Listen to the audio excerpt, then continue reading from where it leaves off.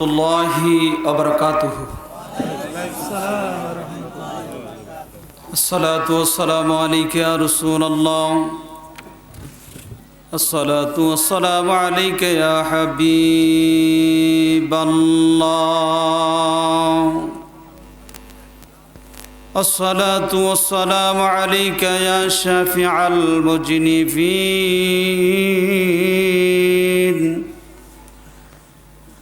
الصلاة والسلام عليك يا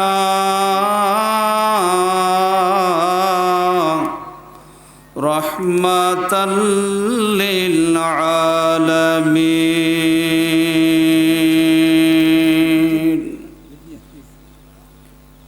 الحمد لله نحمده ونستعينه ونستغفره ونعوذ بالله من شرور أنفسنا ومن سيئات أعمالنا من يهده الله فلا مضل له ومن يضلله فلا هادي له ونشهد أن لا إله إلا الله وأشهد أن سيدنا وسندنا ومولانا وملجانا ومأوانا ومحبوبنا ومعشوقنا محمد صلى الله تعالى عليه وعلى آله وأصحابه وأهل بيته وأولياء ملته وأمته أجمعين عما بعد فقد قال الله تعالى في كلامه القديم والفرقان الحميد সকলে আমার সাথে পড়ুন আউযু বিল্লাহি মিনাশ শাইতানির রাজিম বিসমিল্লাহির রাহমানির রাহিম মিনহা خلقناكم وفيها نعيدكم ومنها نخرجكم تارة أخرى قال رسول الله صلى الله تعالى عليه وسلم ذكر الأنبياء من العبادة وذكر الصالحين كفارا أو كما قال عليه الصلاة والسلام في شان حبيبه مخبرا وآمرا إن الله وملائكته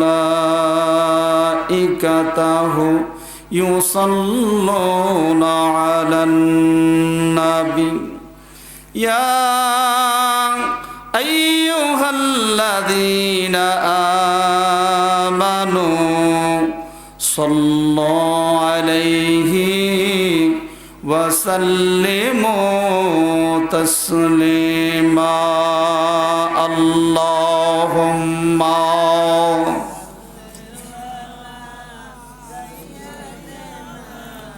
مولانا محمد وعلى آل سيدنا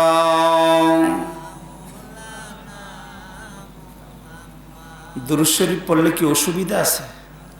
গুনাহ হবে? ভয় লাগে? দুরূদ শরীফ পড়ছি কার উপরে? একটু আওয়াজ দিয়ে বলেন। আপনাদের জবান আছে কি নাই? আল্লাহর দেওয়া জবান দিয়ে একটু আওয়াজ দিয়ে বলেন দুরূদ শরীফ আমরা কার উপরে পড়ি? তো নবীজির উপরে দুরূদ শরীফ পড়ার হুকুম কার? একটু আওয়াজ দিয়ে বলেন, আর একটু আওয়াজ দিয়ে বলেন। আল্লাহ পাক বলতেছেন, আমি দুরূদ শরীফ পড়ি আমার নবীজির উপরে, আমার হাবিবের উপরে, আমার ফেরেশতারা পড়ে, আমি একা একা পড়ি না, আমার সঙ্গে আমার ফেরেশতারা পড়ে। কত ফেরেশতা? আল্লাহ পাকের ফেরেশতার সংখ্যা কত? 1 লক্ষ, 1 কোটি, অগণিত, আমরা গণে শেষ করতে পারবো না। তো আল্লাহ পাকের অগণিত ফেরেশতা নিয়ে স্বয়ং রব্বুল আলামিন দুরূদ শরীফ পড়েন কার উপরে? হাবিবে পাকের উপরে। আল্লাহর হাবিবে পাকের উপরে দুরূদ শরীফ পড়েন।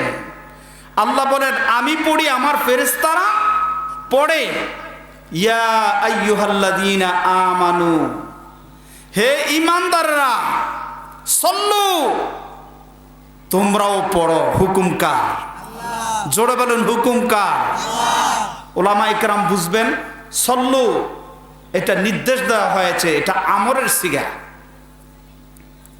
আলাইহি ওয়াসাল্লিমু তাসলিমা, কিভাবে পড়বে? সম্মানের সাথে, ইজ্জতের সাথে, তাজিমের সাথে, মুহাব্বতের সাথে আমার হাবিবের উপরে তোমরাও দুরূদ শরীফ পড়ো। জোরে বলি সুবহানাল্লাহ, একটু জোরে বলি সুবহানাল্লাহ। দুরূদ শরীফ পড়ার হুকুম কার? আল্লাহ পাকের হুকুম। বাবার আমার, ভাইরা আমার, দুরূদ শরীফ পড়লে গুনাহ মাফ হয়। কি হয়? আর একটু আওয়াজ দিয়ে বলেন। আমরা যারা এই মাহফিলে প্রধান বক্তা বলেন, প্রধান অতিথি বলেন, বক্তা বিন্দু বলেন, শ্রোতা বিন্দু বলেন, আমরা যারা এই মাহফিলে এসেছি আমাদের গুনাহ আছে কি নাই? আমাদের সকলের গুনাহ আছে কি নাই? কার কার গুনাহ নাই একটু হাত তোলেন।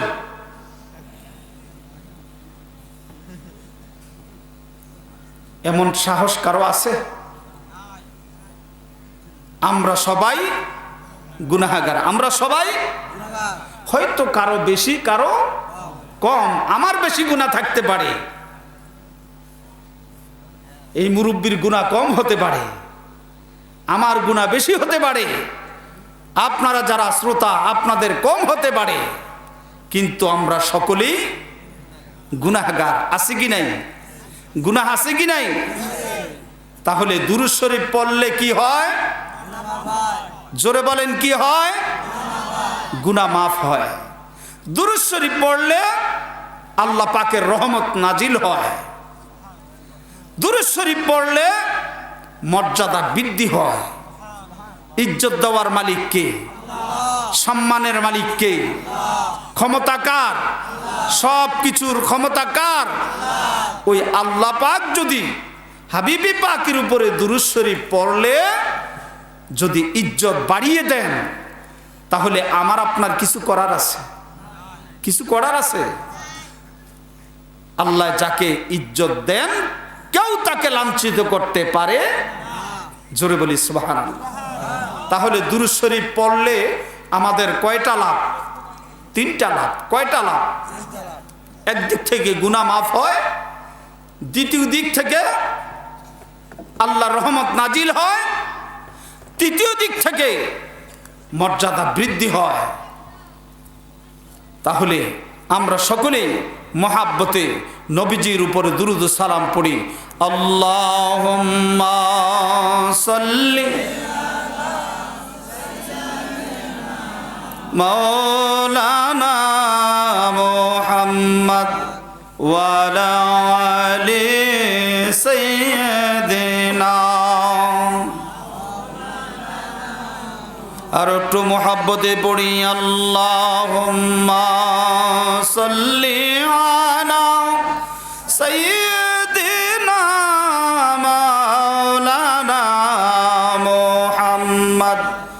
وعلى آل سيدنا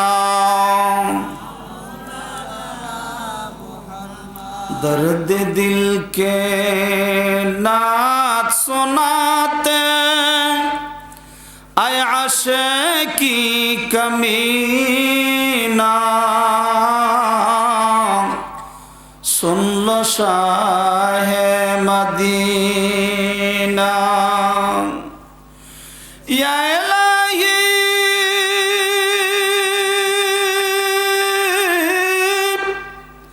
या मजू तरब की सफीना अकेला है मुझे कर दे शाहे मदीना अल्लाहुम्मा सल्ली अला मौलाना मुहम्मद وعلى آل سيدنا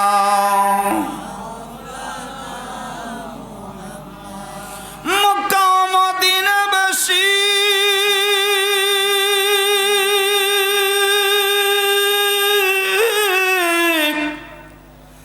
তারা কতই ভাগ্যবান নূর নবীজির চেহারা দেখে কাফের হইল মুসলমান আল্লাহুম্মা সাল্লি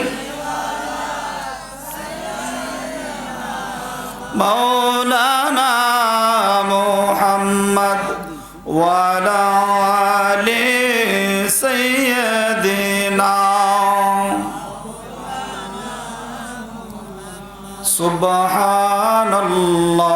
ওয়ালহামদুলিল্লাহ লা ইলাহা ইল্লাল্লাহ সুবহানাল্লাহ ওয়ালহামদুলিল্লাহ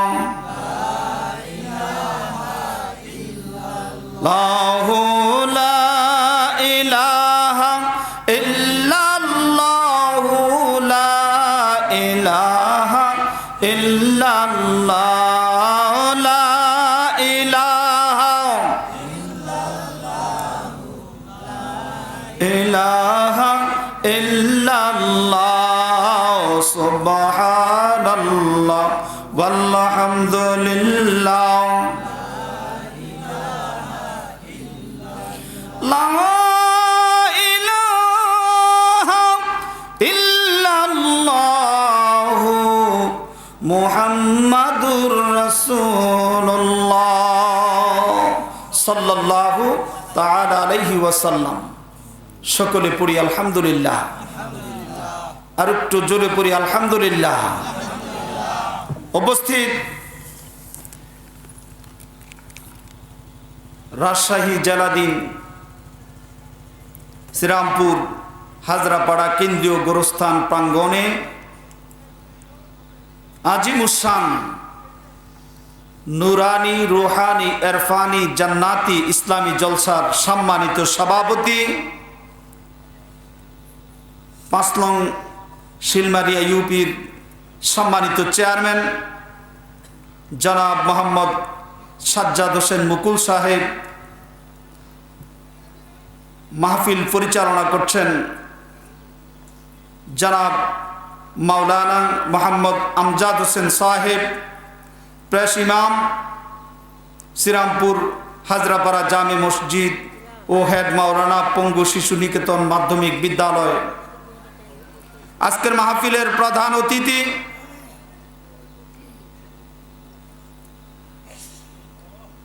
প্রফেসর ডাক্তার মনসুর রহমান, মাননীয় সংসদ সদস্য, ফুটিয়া দুর্গাপুর। আজকের মাহফিলের আমন্ত্রিত হযরত উলামায়ে কেরাম, বিশেষ করে হযরত মাওলানা মোহাম্মদ সাইফুল ইসলাম সাহেব, আরবি প্রভাষক, তাহিরপুর ফাজিল মাদ্রাসা, হযরত মাওলানা হাফিজ কারি মোহাম্মদ আল আমিন অমৃতপাড়া সহ আমার পূর্বে আমার সফর সঙ্গী যিনি মহাগ্রন্থ কোরআনুল কারীম থেকে সুললিত কণ্ঠে তেলাওয়াত করেছেন হযরত মাওলানা হাফিজ মোহাম্মদ আল আমিন সাহেব, তার পূর্বে যিনি কোরআন ও হাদিসের আলোকে গভীর তথ্যবহুল আলোচনা আপনাদের সামনে পেশ করতেছিলেন হযরত মাওলানা সিয়ামুর রহমান সাহেব সহ এলাকার বিভিন্ন স্থান থেকে আগত আল্লাহ প্রেমিক, রসুল প্রেমিক, ইসলাম ও কোরআন প্রেমিক আমার সরলবনা মুসলমান ভাইয়েরা ও বাবারা, পদ্মানিসীন আমার মা ও বোনেরা, স্কুল কলেজ মাদ্রাসা ইউনিভার্সিটির আমার ছাত্র বন্ধুগণ, আসসালামু আলাইকুম ওয়া রাহমাতুল্লাহি ওয়া বারাকাতুহু। আমরা সকলেই আজকের মাহফিলে আসার কারণে, বসার কারণে, যিনি আমাদেরকে শত ব্যস্ততার মাঝেও এই বেহেশতের বাগানে কিছু সময় দেওয়ার সুযোগ যিনি করে দিয়েছেন, ওই মহান আরশের মালিক, কুরসির মালিক, লৌহ কলমের মালিক, আপনার আমার খালিক মহান প্রভু রব্বুল আলামিনের দরবারে সকলে জোরে সোরে সমসরে উচ্চ কণ্ঠে মহাব্বতের সহিত শুকরিয়া আদায় করি আলহামদুলিল্লাহ।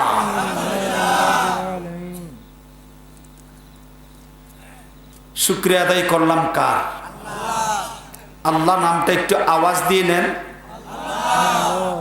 জবানের মালিক কে? শক্তির মালিক কে? আমাদের সকল কিছুর মালিক কে? আল্লাহর দেওয়া জবান দিয়ে আল্লাহর আওয়াজটা ছোট হবে না বড় হবে? কারণ জবানেরও একটা হক আছে কি নাই? এই জবান যদি একদিন আমাদের বন্ধ হয়ে যায়, জবান যদি না থাকে, এই জবানের কত মূল্য আমরা তখন বুঝতে পারব। কারণ এটা আল্লাহ পাকের একটা নেয়ামত। এটা কি নেয়ামত? কেমন নেয়ামত? আল্লাহ পাক রব্বুল আলামিন বলছেন, লা ইন শাকারতুম লা আযীদান্নাকুম, তোমরা আমার নেয়ামত পাবার পরে তোমরা শুকরিয়া আদায় করো। এই যে আল্লাহ পাক আমাদেরকে একটা নেয়ামত দিয়েছেন, জবান একটা নেয়ামত,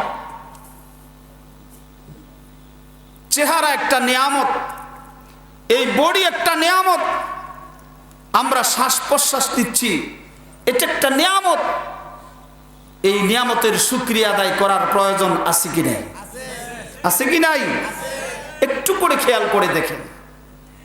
আমার পাশে এমন লোক আছে যেই লোকটা কথা বলতে পারে।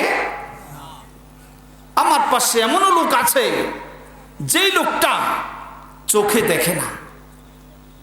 আমার পাশে এমনও লোক আছে যেই লোকটা হসপিটালে প্রতি ঘন্টায় 500-1000 টাকা করে করে অক্সিজেন দিচ্ছে। তাহলে আপনি আমি যে এই যে আল্লাহর দেওয়া চক্ষু দিয়ে দেখতেছি, আল্লাহর দেওয়া শ্বাস প্রশ্বাস নিচ্ছি, আমাদের কি কোনো টাকা পয়সা লাগে? আমরা কি কোনো খরচ করি? আল্লাহর দেওয়া জবান দিয়ে যে আমরা কথা বলতেছি, এই যে কথা বলার মতো একটা সুযোগ আমার আল্লাহ দিয়েছেন, এটা আল্লাহর পাকের নেয়ামত। এটা কি? জোরে বলেন, এটা কি? আল্লাহ রাব্বুল আলামিন ডাক দিয়ে বলেন, বান্দা আমি আল্লাহ তোমাকে এত নিয়ামত দিয়েছি, এত পরিমাণে নিয়ামত আমি আল্লাহ দিয়েছি, তুমি মনে করবা আমি সকালবেলা মাঠে নেমে যাই কাজ করার জন্য, সন্ধ্যা পর্যন্ত কাজ করি, মালিকের কাজ করার পরে মালিক আমাকে 500 টাকা দেয়, 300 টাকা দেয়, 1000 টাকা দেয়। ওই টাকা দিয়ে আমি আমার পরিবারের জন্য, সন্তানের জন্য আমি বাজার করি, খাই। আমার কোনো জায়গা জমি নাই, আমার কোনো ধন সম্পদ নাই, আমার কিচ্ছু নাই, আমি শুধু প্রতিদিন কাজ করি আর খাই, আমি রিক্সা চালাই, আমি ঠেলা গাড়ি চালাই, আমি বিভিন্ন কাজকর্মের মধ্যে আছি, আমার কোনো সম্পদ নাই।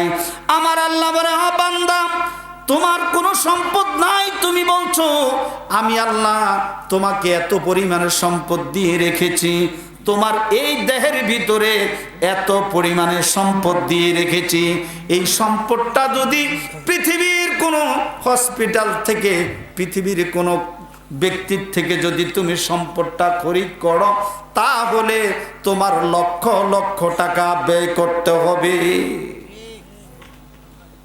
একটা কিডনি নষ্ট হয়ে গেলে ওই কিডনি লাগানোর জন্য বিভিন্ন হসপিটালে যায় কি যায় না?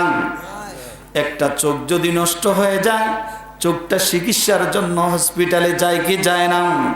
বাবা, বাংলাদেশের হসপিটালে যদি চিকিৎসা ভালো না হয়, সামর্থ্য থাকলে ইন্ডিয়া চলে যায়, ইন্ডিয়াতে যদি ভালো না হয়, সামর্থ্য থাকলে সিঙ্গাপুর চলে যায়, যদি তাতেও চিকিৎসা না হয়, সামর্থ্য থাকলে আমেরিকা, লন্ডন, অর্থাৎ যেখানে চিকিৎসা হবে সেখানে চলে যায়। আমার আল্লাহ বলে, বান্দারে, নিজেকে তুমি একটু নিজে প্রশ্ন করে দেখো, আমি আল্লাহ তোমাকে জাগতিক সম্পদ যদিও কম দিয়েছি, কিন্তু তোমার দেহের ভিতরে এত পরিমাণে আমি আল্লাহ সম্পদ দিয়েছি। আমি আল্লাহ তোমার নাকের জায়গায় নাক দিয়ে দিলাম শ্বাস প্রশ্বাস নেওয়ার জন্য, আমি তোমার চোখের জায়গায় চোখ দিয়েছি দেখার জন্য, আমি তোমার জবান দিয়েছি যাতে করে তুমি তোমার মনের কথাটা বলতে পারো, প্রকাশ করতে পারো। তোমার এত সুন্দর একটা চেহারা আমি দিয়েছি, শুধু তাই না, ও বান্দা, তুমি যে হাঁটতেছো, তোমার জন্য আমি কত সুন্দর পা দিয়েছি। আজকে তুমি তাকিয়ে দেখো, তোমার পাশে আরেকটি লোক হাঁটতে পারে না, আরেকটি লোক দেখতে পারে না, আরেকটি লোক কথা বলতে পারে না। বান্দারে, আমি আল্লাহ যে তোমাকে এত পরিমাণে সম্পদ দিয়েছি, আমার সম্পদগুলি তুমি পাওয়ার পরে আমি আল্লাহ তোমার থেকে কিচ্ছু চাই না রে বান্দা, আমি আল্লাহ চাই তুমি আমার গোলামি করো।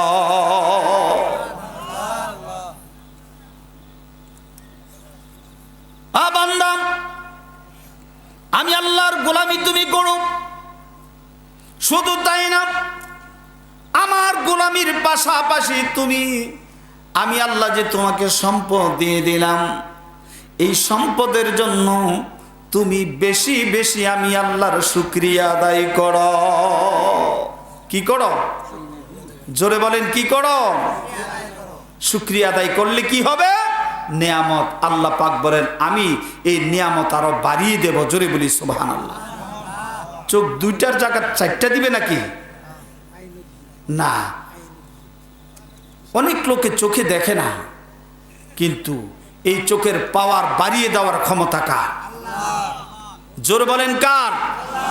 নাকের ভিতরে অনেকের মাংস বেড়ে যায়, চিকিৎসকের নিকটে চিকিৎসা করে অনেক টাকা খরচ করে, তারপরও সুস্থ হয় না। জবানের ভিতরে সমস্যা দেখা দেয়, চিকিৎসকের নিকটে চিকিৎসা করে, তারপরও ভালো হয় না অনেক সময়। কিন্তু আমার আল্লাহ বলেন, না, আমি ওইগুলি কিচ্ছু চাই না, আমি ওইগুলি তোমাকে সুস্থ করে দিব। এই ক্ষমতা আল্লাহ পাকের আছে কি নাই? আছে কি নাই? আল্লাহ পাক বলেন, এইটা সুস্থ থাকার জন্য, রাখার জন্য, তোমার এই দেহের সমস্ত কিছু ভালো রাখার জন্য আমি আল্লাহর সাহায্য চাও, আর আমি আল্লাহর শুকরিয়া আদায় করো। জোরে বলি সুবহানাল্লাহ। আরো জোরে বলি সুবহানাল্লাহ। কেন? আমরা যে যত ভালো থাকি, যে যত বড় থাকি, আমরা একদিন এই পৃথিবীতে থাকবো। জোরে বলেন, এই পৃথিবীতে আমরা থাকবো? থাকবো নাকি? কেউ থাকবো না। একদিন আগে আর পরে আমাদেরকে চলে যেতে হবে কি হবে না? চলে যেতে হবে, কেউ থাকতে পারবো না। আমার বাবারা হয় না, যদি থাকতে পারতেন, এই পৃথিবীতে যদি থাকতে পারতেন, তাহলে আপনারা আমার নবী দু জাহানের বাদশা মুহাম্মদুর রাসূলুল্লাহ সাল্লাল্লাহু তাআলা আলাইহি ওয়াসাল্লাম থাকতে পারতেন। তিনিও মালাকুল মউত আজরাইলের কাছে ধরা দিতে হয়েছে কি হয় নাই? হয়েছে কিনা? নবীজি রওজা মুবারকে শুয়েছেন কিনা? কিন্তু ব্যবধান হলো অতটুকু ব্যবধান যে আমাদের কাছে মালাকুল মউত আজরাইল এসেছে। আসার আগে পৃথিবীর কোনো মানুষের কাছে আজরাইল কি চিঠি দিয়েছিল? কোনো চিঠি দিয়েছিল? টেলিফোন করেছিল? খবর বলে নাই। এদেশের রাজা বাদশাহ বলেন, পৃথিবীর বহু শিল্পপতি কুটিপতি বলেন, কারো নিকটে কোনো চিঠি দেয় নাই। কিন্তু আমার আপনার নবী রহমতুল্লিল আলামিনের নিকটে যখন মালাকুল মউত আজরাইল এসেছেন, দরজায় দাঁড়িয়ে অপেক্ষা করতেছেন। আমার বাবার হায়রাম নবীজির দরবারে মালাকুল মউত আজরাইল এসেছেন, দরজায় দাঁড়িয়ে অপেক্ষা করতেছেন, ভিতরে প্রবেশ করেন না। কিন্তু ভিতরে হযরতে জিবরাইল আমিন সমস্ত ফেরেশতাদের সরদার, নাম কি? জোরে বলেন, নাম কি? জিবরাইল। জিবরাইল ফেরেশতা, সমস্ত ফেরেশতাদের সরদার জিবরাইল আমার নবীজির সামনে উপস্থিত। একদিন গেলেন, 2 দিন গেলেন, 3 দিন গিয়ে বলতেছেন, নবী গো আপনার থেকে কেমন লাগতেছে? নবীজি বলতেছে, আমার পূর্বে যেমন আজকেও তেমনই লাগতেছে, আমি বড় চিন্তিত। জিবরাইল আমিন বলতেছে, ইয়া রাসূলুল্লাহ, নবী গো আজকে আপনার নিকটে আমি এসেছি, আজকে আমি একা আসি নাই।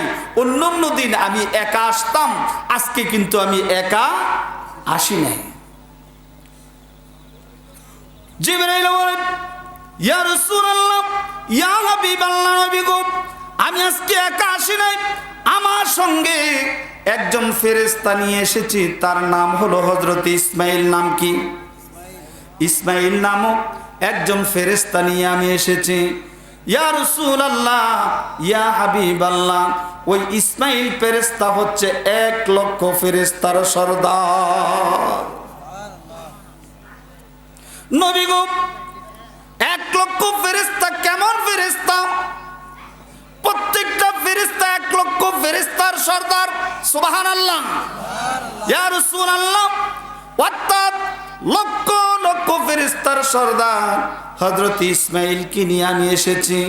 ইয়া রাসূলুল্লাহ, নবী গো আমার সঙ্গে আমি ওই ফেরেশতা নিয়ে এসেছি। আজকে আপনার জন্য এমন একজন মেহমান অপেক্ষা করতেছে। আপনার হুজরা শরীফের দরজার মধ্যে এমন একজন লোক অপেক্ষা করতেছে গো নবী, যেই মেহমানটা কাহার নিকটে অনুমতি নেয় না এবং নিবেও না। ইয়া রাসূলুল্লাহ, এমন একজন মেহমান আপনার হুজরা শরীফের দরজার মধ্যে অপেক্ষা করতেছে, যেই মেহমান আসার সময় কোনো খবর দিয়ে আসে না। এমন একজন মেহমান, যেই মেহমান মায়ের সামনে থেকে সন্তানকে নিয়ে যায়। এমন একজন মেহমান, যেই মেহমান বাবার সামনে থেকে সন্তানকে নিয়ে যায়, সন্তানের সামনে থেকে বাবা মাকে নিয়ে যায়। এমন একজন মেহমান, যেই মেহমান হচ্ছে মালাকুল মউত আজরাইল। নাম কি? একটু জোরে বলেন। আজরাইলকে কে কে দেখছেন? একটু হাত তোলেন। দেখছেন কেউ? যেদিন দেখা হবে সেই দিন শেষ। যেদিন দেখা হবে ওই দিন শেষ, আর থাকবো না। ইয়া রাসূলুল্লাহ, আপনি যদি অনুমতি দেন তাহলে মালাকুল মউত আজরাইল আপনার সাথে সাক্ষাৎ করবেন। নবীজি বললেন, ভিতরে আসতে বলো। নবীজি বললেন, ভিতরে আসতে বলো। মালাকুল মউত আজরাইল নবীজির হুজরা শরীফের ভিতরে প্রবেশ করলেন। কোন হুজরা শরীফ? বর্তমানে মদিনা শরীফ, যেটা নবীজির রওজায়ে মোবারক। এইটাই হলো আম্মাজান হযরতে আয়েশা সিদ্দিকা রাদিয়াল্লাহু তাআলা আনহার হুজরা শরীফ। জোরে বলি সুবহানাল্লাহ। আরো জোরে বলি সুবহানাল্লাহ। আম্মাজান হযরতে আয়েশা সিদ্দিকা রাদিয়াল্লাহু তাআলা আনহার হুজরা শরীফের ভিতরে আমার আপনার নবী সেখানে ছিলেন। আর সেই জায়গার মধ্যে একদিকে হযরতে জিবরাইল আমিন বসা, আরেক দিকে হযরতে আজরাইলকে অনুমতি দিলেন, আজরাইল প্রবেশ করল। এমন সময় নবীজির কন্যা হযরতে ফাতেমাতুজ জাহরা রাদিয়াল্লাহু তাআলা আনহা তিনি আবার নবীজির সামনে আসলেন। নবীজি কানে কানে হযরতে ফাতেমাকে কি যেন বলে দিলেন। বলা মাত্র ফাতেমা কান্না শুরু করলেন। এমন কাঁদতেছেন, কাঁদতে কাঁদতে বুক ভাসিয়ে দিচ্ছেন চোখের পানিতে। নবীজি ফাতেমার কান্না দেখে, খাতুনে জান্নাতের কান্না দেখে আবারও ডাক দিলেন, ফাতেমা গো, মা এইদিকে আসো। আস্তে করে যখন আসলেন, কানে কানে আরেকটি কি কথা যেন বলে দিলেন।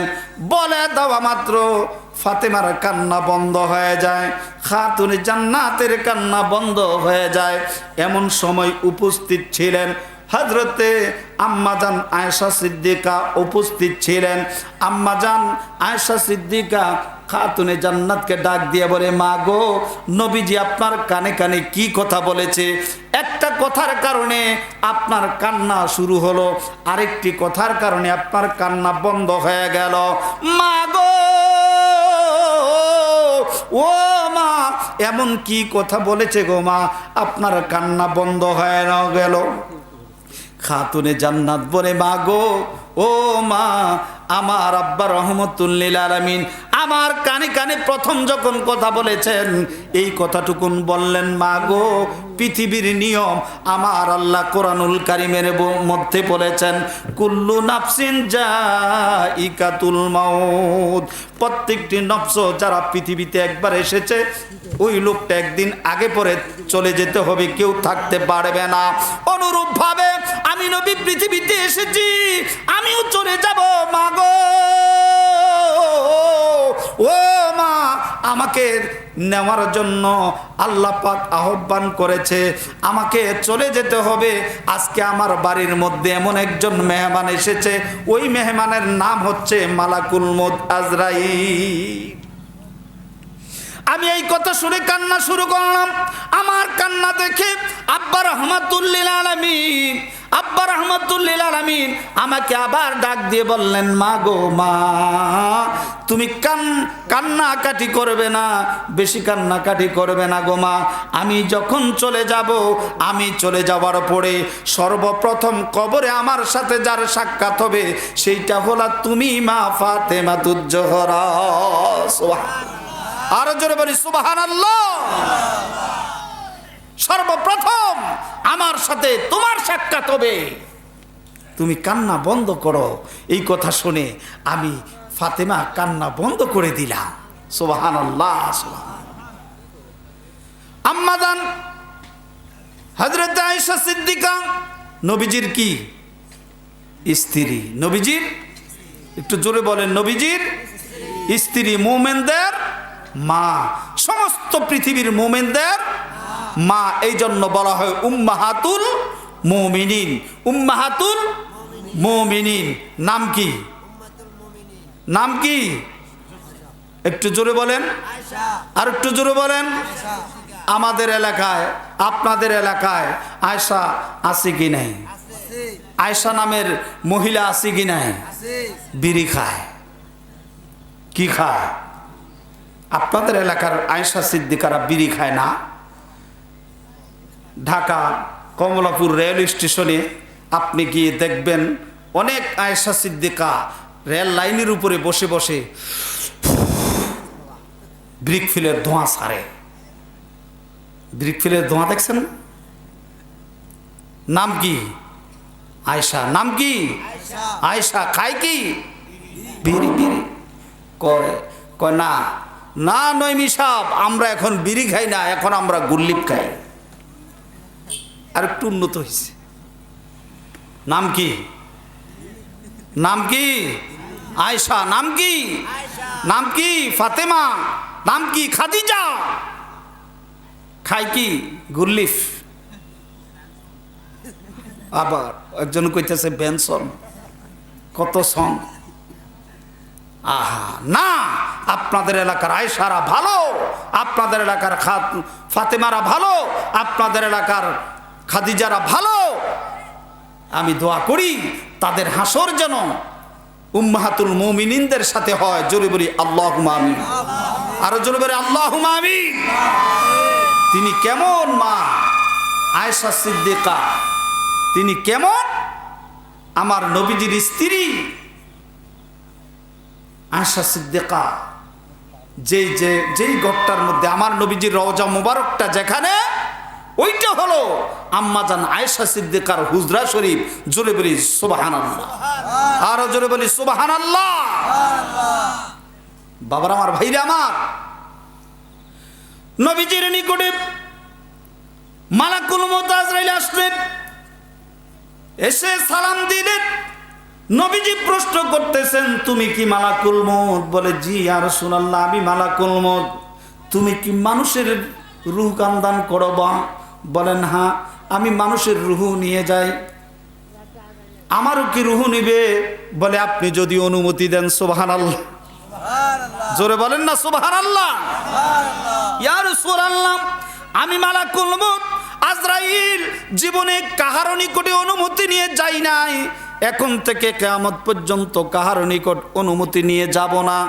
একমাত্র নবী আপনার নিকটে এসেছি, আপনি যদি অনুমতি দেন আপনার রুহুটা বের করব, আর আপনি যদি নিষেধ করেন তাহলে আমি এক্ষুনি চলে যাব। নবীজি বলে, না না না আজরাইল রে, না। আল্লাহ রাব্বুল আলামিন পৃথিবীতে মানুষ সৃষ্টি করেছেন, পৃথিবীতে জান সৃষ্টি করেছেন। ওই জান একদিন না একদিন আগে পরে চলে যেতে হবে, কারণ যদি চলে না যায় কোরআনুল কারীম মিথ্যা হয়ে যাবে। জোরে বলি নাউজুবিল্লাহ। আল্লাহ পাক রব্বুল আলামিন বলেছেন, সমস্ত নফস একদিন মৃত্যুবরণ করতে হবে, সমস্ত জান একদিন মৃত্যুবরণ করবে। আর মৃত্যুবরণ করলে এই কেন্দ্রীয় গোরস্থানের মধ্যে এই এলাকার বহু দামি মানুষ আছে কি নাই? বহু জ্ঞানী মানুষ আছে কি নাই? বহু পয়সাওয়ালা মানুষ আছে কি নাই? তাহলে ওই মানুষগুলি যারা এই কবরের মধ্যে শুয়ে গেছে, ওই কবরের মধ্যে আছে, কবরের পাশে দিয়ে যদি আপনি আমি যাই, ওই কবরের পাশে যাবার সময় ওই মানুষগুলি আপনার আমার দিকে তাকিয়ে থাকে। সন্তান যদি কবরের পাশে দিয়ে যায়, ওই মা বাবা যদি ওই কবরের ভিতরে থাকে, ওই মা বাবা সন্তানের দিকে তাকিয়ে থাকে। সন্তান নিয়ে আমার জন্য একটু দোয়া করে, সন্তান নিয়ে কোরআন তেলাওয়াত করে আমার আত্মার মাগফিরাত কামনা করে, সন্তান নিয়ে আমার কবরের পাশে গিয়ে একটু দোয়া করে, জিয়ারত করে, এই অপেক্ষা মা বাবা করতে থাকে। কোন সন্তান যদি মায়ের কবরের পাশে, বাবার কবরের পাশে আল্লাহ পাকের মহাগ্রন্থ কোরআনুল কারীম তেলাওয়াত করে, ওই কোরআনুল কারীমের তেলাওয়াতের বদৌলতে ওই মা বাবার কবরের আযাব আমার আল্লাহ বন্ধ করে দে। জোরে বলেন না সুবহানাল্লাহ। মা বাবার কবরে কোরআন তেলাওয়াত করতে চাই কি চাই না? চাই কি চাই না? এমন সন্তান রেখে যাবেন না যেই সন্তান আপনার আমার কবরের পাশে দিয়ে যাওয়ার সময় আইয়ুব বাচ্চুর গান গাইবে। আছে না আইয়ুব বাচ্চুর গান, মমতাজ বেগমের গান আছে না? হায় হায়, মা বাবা কবর থেকে আফসোস করতে থাকে, বাবারে আমি তো তোমাকে এই শিক্ষা দিই নাই, আজকে আমার কবরের পাশে তুমি কোরআনুল কারীম তেলাওয়াত করতাম, আমি একটু কবরে শান্তি পেতাম, আজ আমার কবরের পাশে দিয়ে তুমি চলে যাও রে বাবা। মা ডাক দিয়া বলবে, সন্তান রে, আমি তো তোমাকে অনেক কষ্টের পরে কষ্ট করে মানুষ করেছি, 10 মাস 10 দিন পেটে ধারণ করেছি। সন্তান রে, তুমি যেই দিন পৃথিবীতে এসেছিলে রে বাবা, আমি মা বেহুশ হয়ে গিয়েছি, আমার বান্ধবীরা আমার মাথার মধ্যে পানি ঢেলে আমার জ্ঞান ফিরে আসছে। বাবারে, আমি দিনের পর দিন তোমার কত পেশরাব পায়খানা আমি মা পরিষ্কার করছি, আমার হাতে আমি তোমার পায়খানা পেশরাব পরিষ্কার করছি রে সন্তান। আমি পর্যন্ত আমার বুকের দুধ তোমাকে খাওয়ায়া তোমাকে বড় করছি, এইভাবে দিনের পর দিন বড় করে আজ আমি এমন এক জায়গায় চলে আসছি রে, আমার আপন বলতে কবরে কেউ নাই। আমাকে কবরে রেখে তুমি আমার কবরের পাশে দিয়ে চলে যাচ্ছ। আল্লাহর কোরআনুল কারীম না তেলাওয়াত করে তুমি গান গেয়ে গেয়ে যাচ্ছ রে সন্তান। ও সন্তান রে, আজকে যদি আমার কবরের পাশে যদি তুমি আল্লাহর কোরআনুল কারীম তেলাওয়াত করতা, আর আল্লাহর দরবারে যদি আমাদের মা বাবার জন্য যদি দোয়া করতা, রব্বির হামহুমা, সবাই বলি রব্বির হামহুমা কামা রব্বায়ানি সগীরা, এই দোয়া করার শিক্ষা দিয়েছেন কে? জোরে বলেন কে? মা বাবার জন্য দোয়া করতে হবে এইভাবে, এই দোয়া আল্লাহ পাক শিক্ষা দিয়েছেন। সন্তান রে, আমার কবরের পাশে গিয়ে যদি তুমি এইভাবে দোয়া করতা, তোমার জবান থেকে দোয়া বের হতে দেরি আমার আল্লাহ আমার কবরের আযাব বন্ধ করতে দেরি হতো না। মদিনার নবী ডাক দিয়ে বলে, উম্মত, যেই সন্তান মা বাবার জন্য মায়া নাই রে, ও সন্তান তোমরা জেনে রাখো, মা কত বড় সম্পদ, বাবা কত বড় সম্পদ। আজ তোমার শক্তি হয়েছে, তোমার টাকা হয়েছে, তোমার ক্ষমতা হয়েছে রে সন্তান, তুমি মা চিনো না, বাবা চিনো না, মুরব্বী চিনো না, উস্তাদ চিনো না। ও সন্তান, তুমি একদিন অসহায় ছিলে, দুর্বল ছিলে, তোমার অসুখ হলে মা রাত্রে ঘুমায় নাই, তুমি বিপদে পড়লে মা নামাজের মুসল্লার থেকে উঠে নাই, আল্লাহর দরবারে রোনাজারি করে কেঁদে কেঁদে আল্লাহর দরবারে তোমার জন্য দোয়া করেছে রে সন্তান। সন্তান রে, আমরা আজকে এমন এক জায়গায় চলে আসছি আপন বলতে যেখানে কেউ নাই। ও সন্তান, আজ তোমার আমার কবরের পাশে দিয়ে তুমি যাচ্ছ, তুমি মসজিদে গিয়ে দোয়া করো, তুমি মাহফিলে গিয়ে দোয়া করো, আল্লাহর দরবারে যদি একটু দোয়া করতে পারো, ওই সন্তানের দোয়ার কারণে আল্লাহ পাক রব্বুল আলামিন মা বাবার কবর আযাব কিয়ামত পর্যন্ত মাফ করে দিবে। আর জোরে বলি সুবহানাল্লাহ। এই শিক্ষা দিয়েছেন কে? মুহাম্মাদুর রাসূলুল্লাহ। নবীজি শিক্ষা দিয়েছেন। হায় হায় রে, নবীজি ডেকে বলেন, উম্মত রে, উম্মত রে, আমি নবী এত কষ্ট তোমাদের জন্য করেছি, আমি পৃথিবীতে যখন এসেছি আমি আমার মায়ের জন্য কাঁদি নাই, আমি আমার বাবার জন্য কাঁদি নাই, আমি পৃথিবীর সুখ শান্তির জন্য কাঁদি নাই, আমি পৃথিবীর ধন সম্পদের জন্য কাঁদি নাই, আমি একমাত্র তোমাদের জন্য কেঁদেছি। পৃথিবীতে আসার পরে নবীজি উম্মতের জন্য কেঁদেছেন। কার জন্য? কার জন্য? রব্বি হাবলি উম্মতি, উম্মত রে, আমাকে তাইফের ময়দানে মারতে মারতে রক্তাক্ত করে দিয়েছে, আমি নবী বেহুশ হয়ে গিয়েছি, তবু আমি উম্মতের জন্য কেঁদেছি। উহুদের ময়দানে দান দান মোবারক আমার শহীদ হয়ে গিয়েছে, তবু আমি আমার উম্মতের জন্য কেঁদেছি। আমি আজও পর্যন্ত রওজা মোবারকে রব্বি হাবলি উম্মতি উম্মতি বলে কাঁদতেছি। উম্মত, আমি তোমাদের জন্য অনেক কষ্টের পরে কষ্ট করেছি, যেই কষ্টের কথাগুলি তোমাদের স্মরণ রাখা প্রয়োজন। আমরা স্মরণ রাখি? আমরা খেয়াল রাখি? হায় হায় হায়। নবীজি মক্কাবাসীদেরকে ডাকলেন, নবীজি মক্কাবাসীদেরকে ডাকলেন, ডেকে মক্কার কাফের মুশরিক যারা আবু জেহেল, আবু লাহাব, উতবা, সাইবা, এইভাবে কাফের মুশরিকদেরকে যখন ডাকলেন, তারা একের পর এক তারা দৌড়ে আসলো। আগেকার যুগে এইভাবে যদি আহ্বান করা হতো, তখন যে কোনো বিশেষ একটা কারণে সবাই এক সাথ হয়ে যেত। সবাই যখন সাফা পাহাড়ের পাশে, অর্থাৎ নবীজির ঘর মোবারক, যেই ঘরে নবীজি পৃথিবীতে আসছেন, আম্মাজান হজরতে আমেনা, মা আমেনার ঘরের পাশে যেই পাহাড়টা, এইটা হলো জাবালে আবু কোবাইস পাহাড়। ওই পাহাড়ের পাশে নবীজি সবাইকে ডাকলেন খানায় কাবার সামনে। ডাকার পরে সবাই আসলো। আসার পরে নবীজি বললেন, আমাকে তো আপনারা সবাই আল আমিন বলে ডাকতেন। বলে, জি।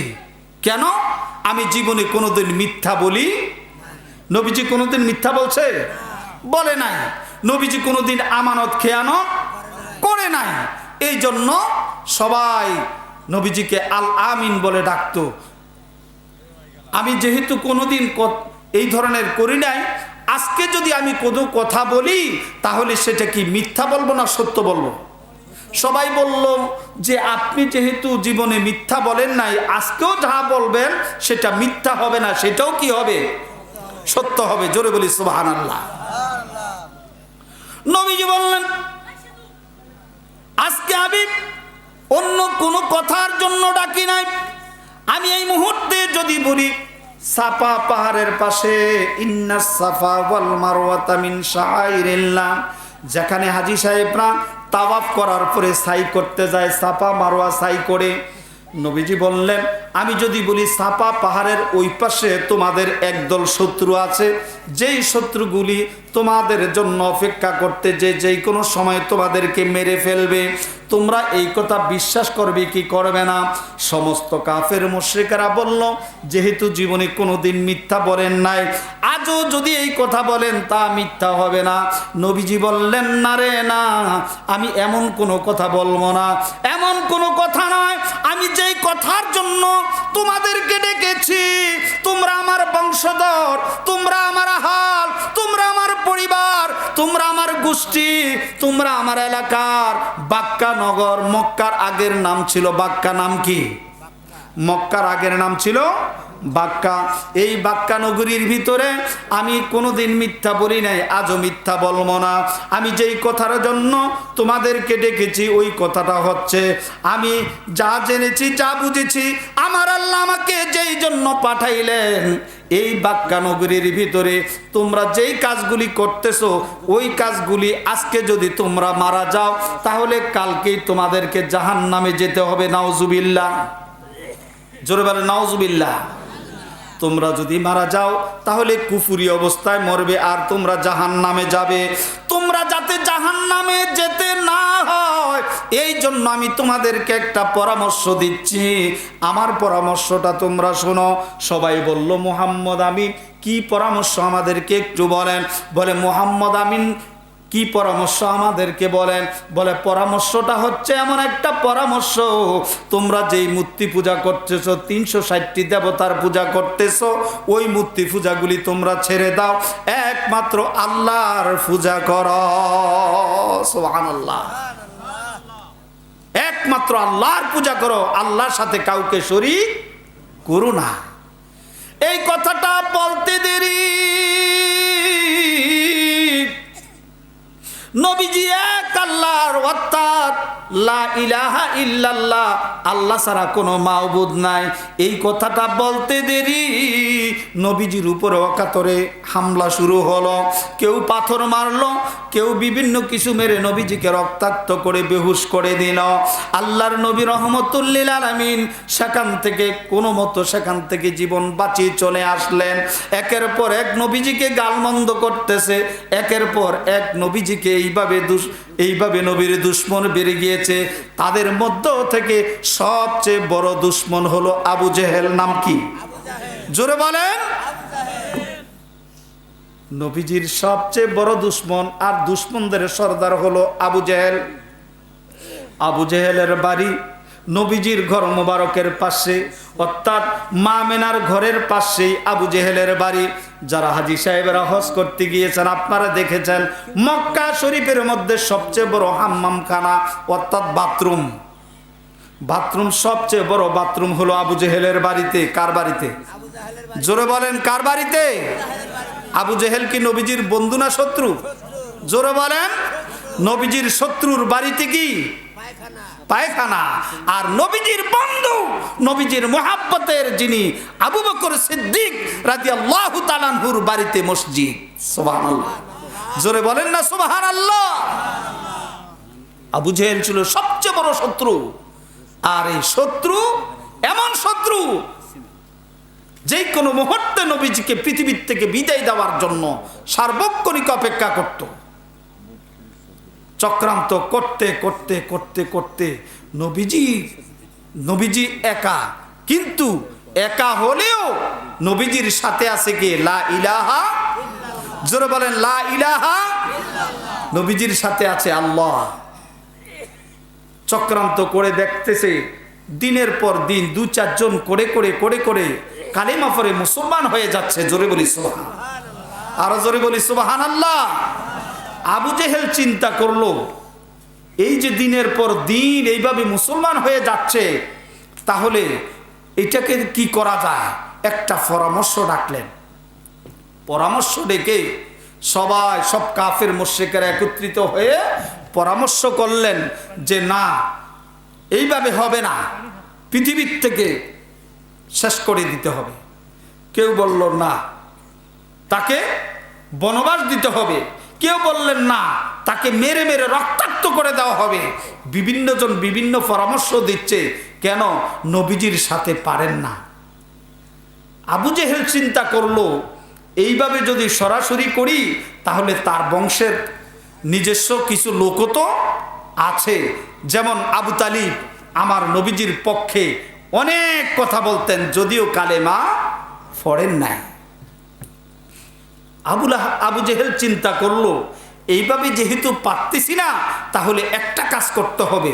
ইয়ামন দেশের বাদশাহ হাবিব বিন মালিক, হাবিব বিন মালিক খুব শক্তিশালী লোক ছিল, প্রতাপশালী লোক ছিল, প্রতাপশালী একজন রাজা ছিল হাবিব বিন মালিক। সারা বিশ্বের মধ্যে আমেরিকা খুব শক্তিশালী না? আমেরিকা যদি বাংলাদেশ সরকারকে একটা ফোন করে বলে এই কাজটা করেন, বাংলাদেশ সরকার বলবে হ্যাঁ করতেছি করতেছি। সৌদি আরবকে বলবেন করতেছি। অর্থাৎ যে কোনো দেশকে বললেই রাজি। কেন? ক্ষমতা এত বেশি। হাবিব বিন মালিক তৎকালীন সময় ইয়ামন দেশের বাদশাহ হাবিব বিন মালিক ছিলেন এমন ধরনের ক্ষমতাবান একজন বাদশাহ। এবার আবু জেহেল কি করলেন? একটা চিঠি লিখলেন। কার নিকট? হাবিব বিন মালিকের নিকট। ইয়ামন দেশের বাদশাহ হাবিব বিন মালিকের নিকটে একটা চিঠি লিখলাম। ওগো হাবিব বিন মালিক, এই বাক্কা নগরীর ভিতরে আব্দুল্লাহর ছেলে মুহাম্মদ এমন এক নতুন ধর্ম আবিষ্কার করেছে, যেই ধর্ম আবিষ্কার করেছে আমাদের বাপ দাদা পূর্বপুরুষের মাথার মধ্যে চুলকালি দিচ্ছে। আমরা লাত মান্নাত উজ্জা দেবতার পূজা করি, আজকে সেই দেবতার বিরুদ্ধে মুহাম্মদ কথা বলছে। আমাদের 360টি দেবতার পূজা ছেড়ে দিয়ে এক আল্লাহর পূজা করার জন্য এইভাবে বলতেছে। হাবিব বিন মালিক গো, আপনি অতি সত্বর যদি এই বাক্কা নগরীর থেকে আব্দুল্লাহর ছেলে মুহাম্মদকে যদি এই মুহূর্তে যদি না থামিয়ে দেন, তাহলে এই বাক্কা নগরীতে আমাদের কোনো অস্তিত্ব থাকবে না।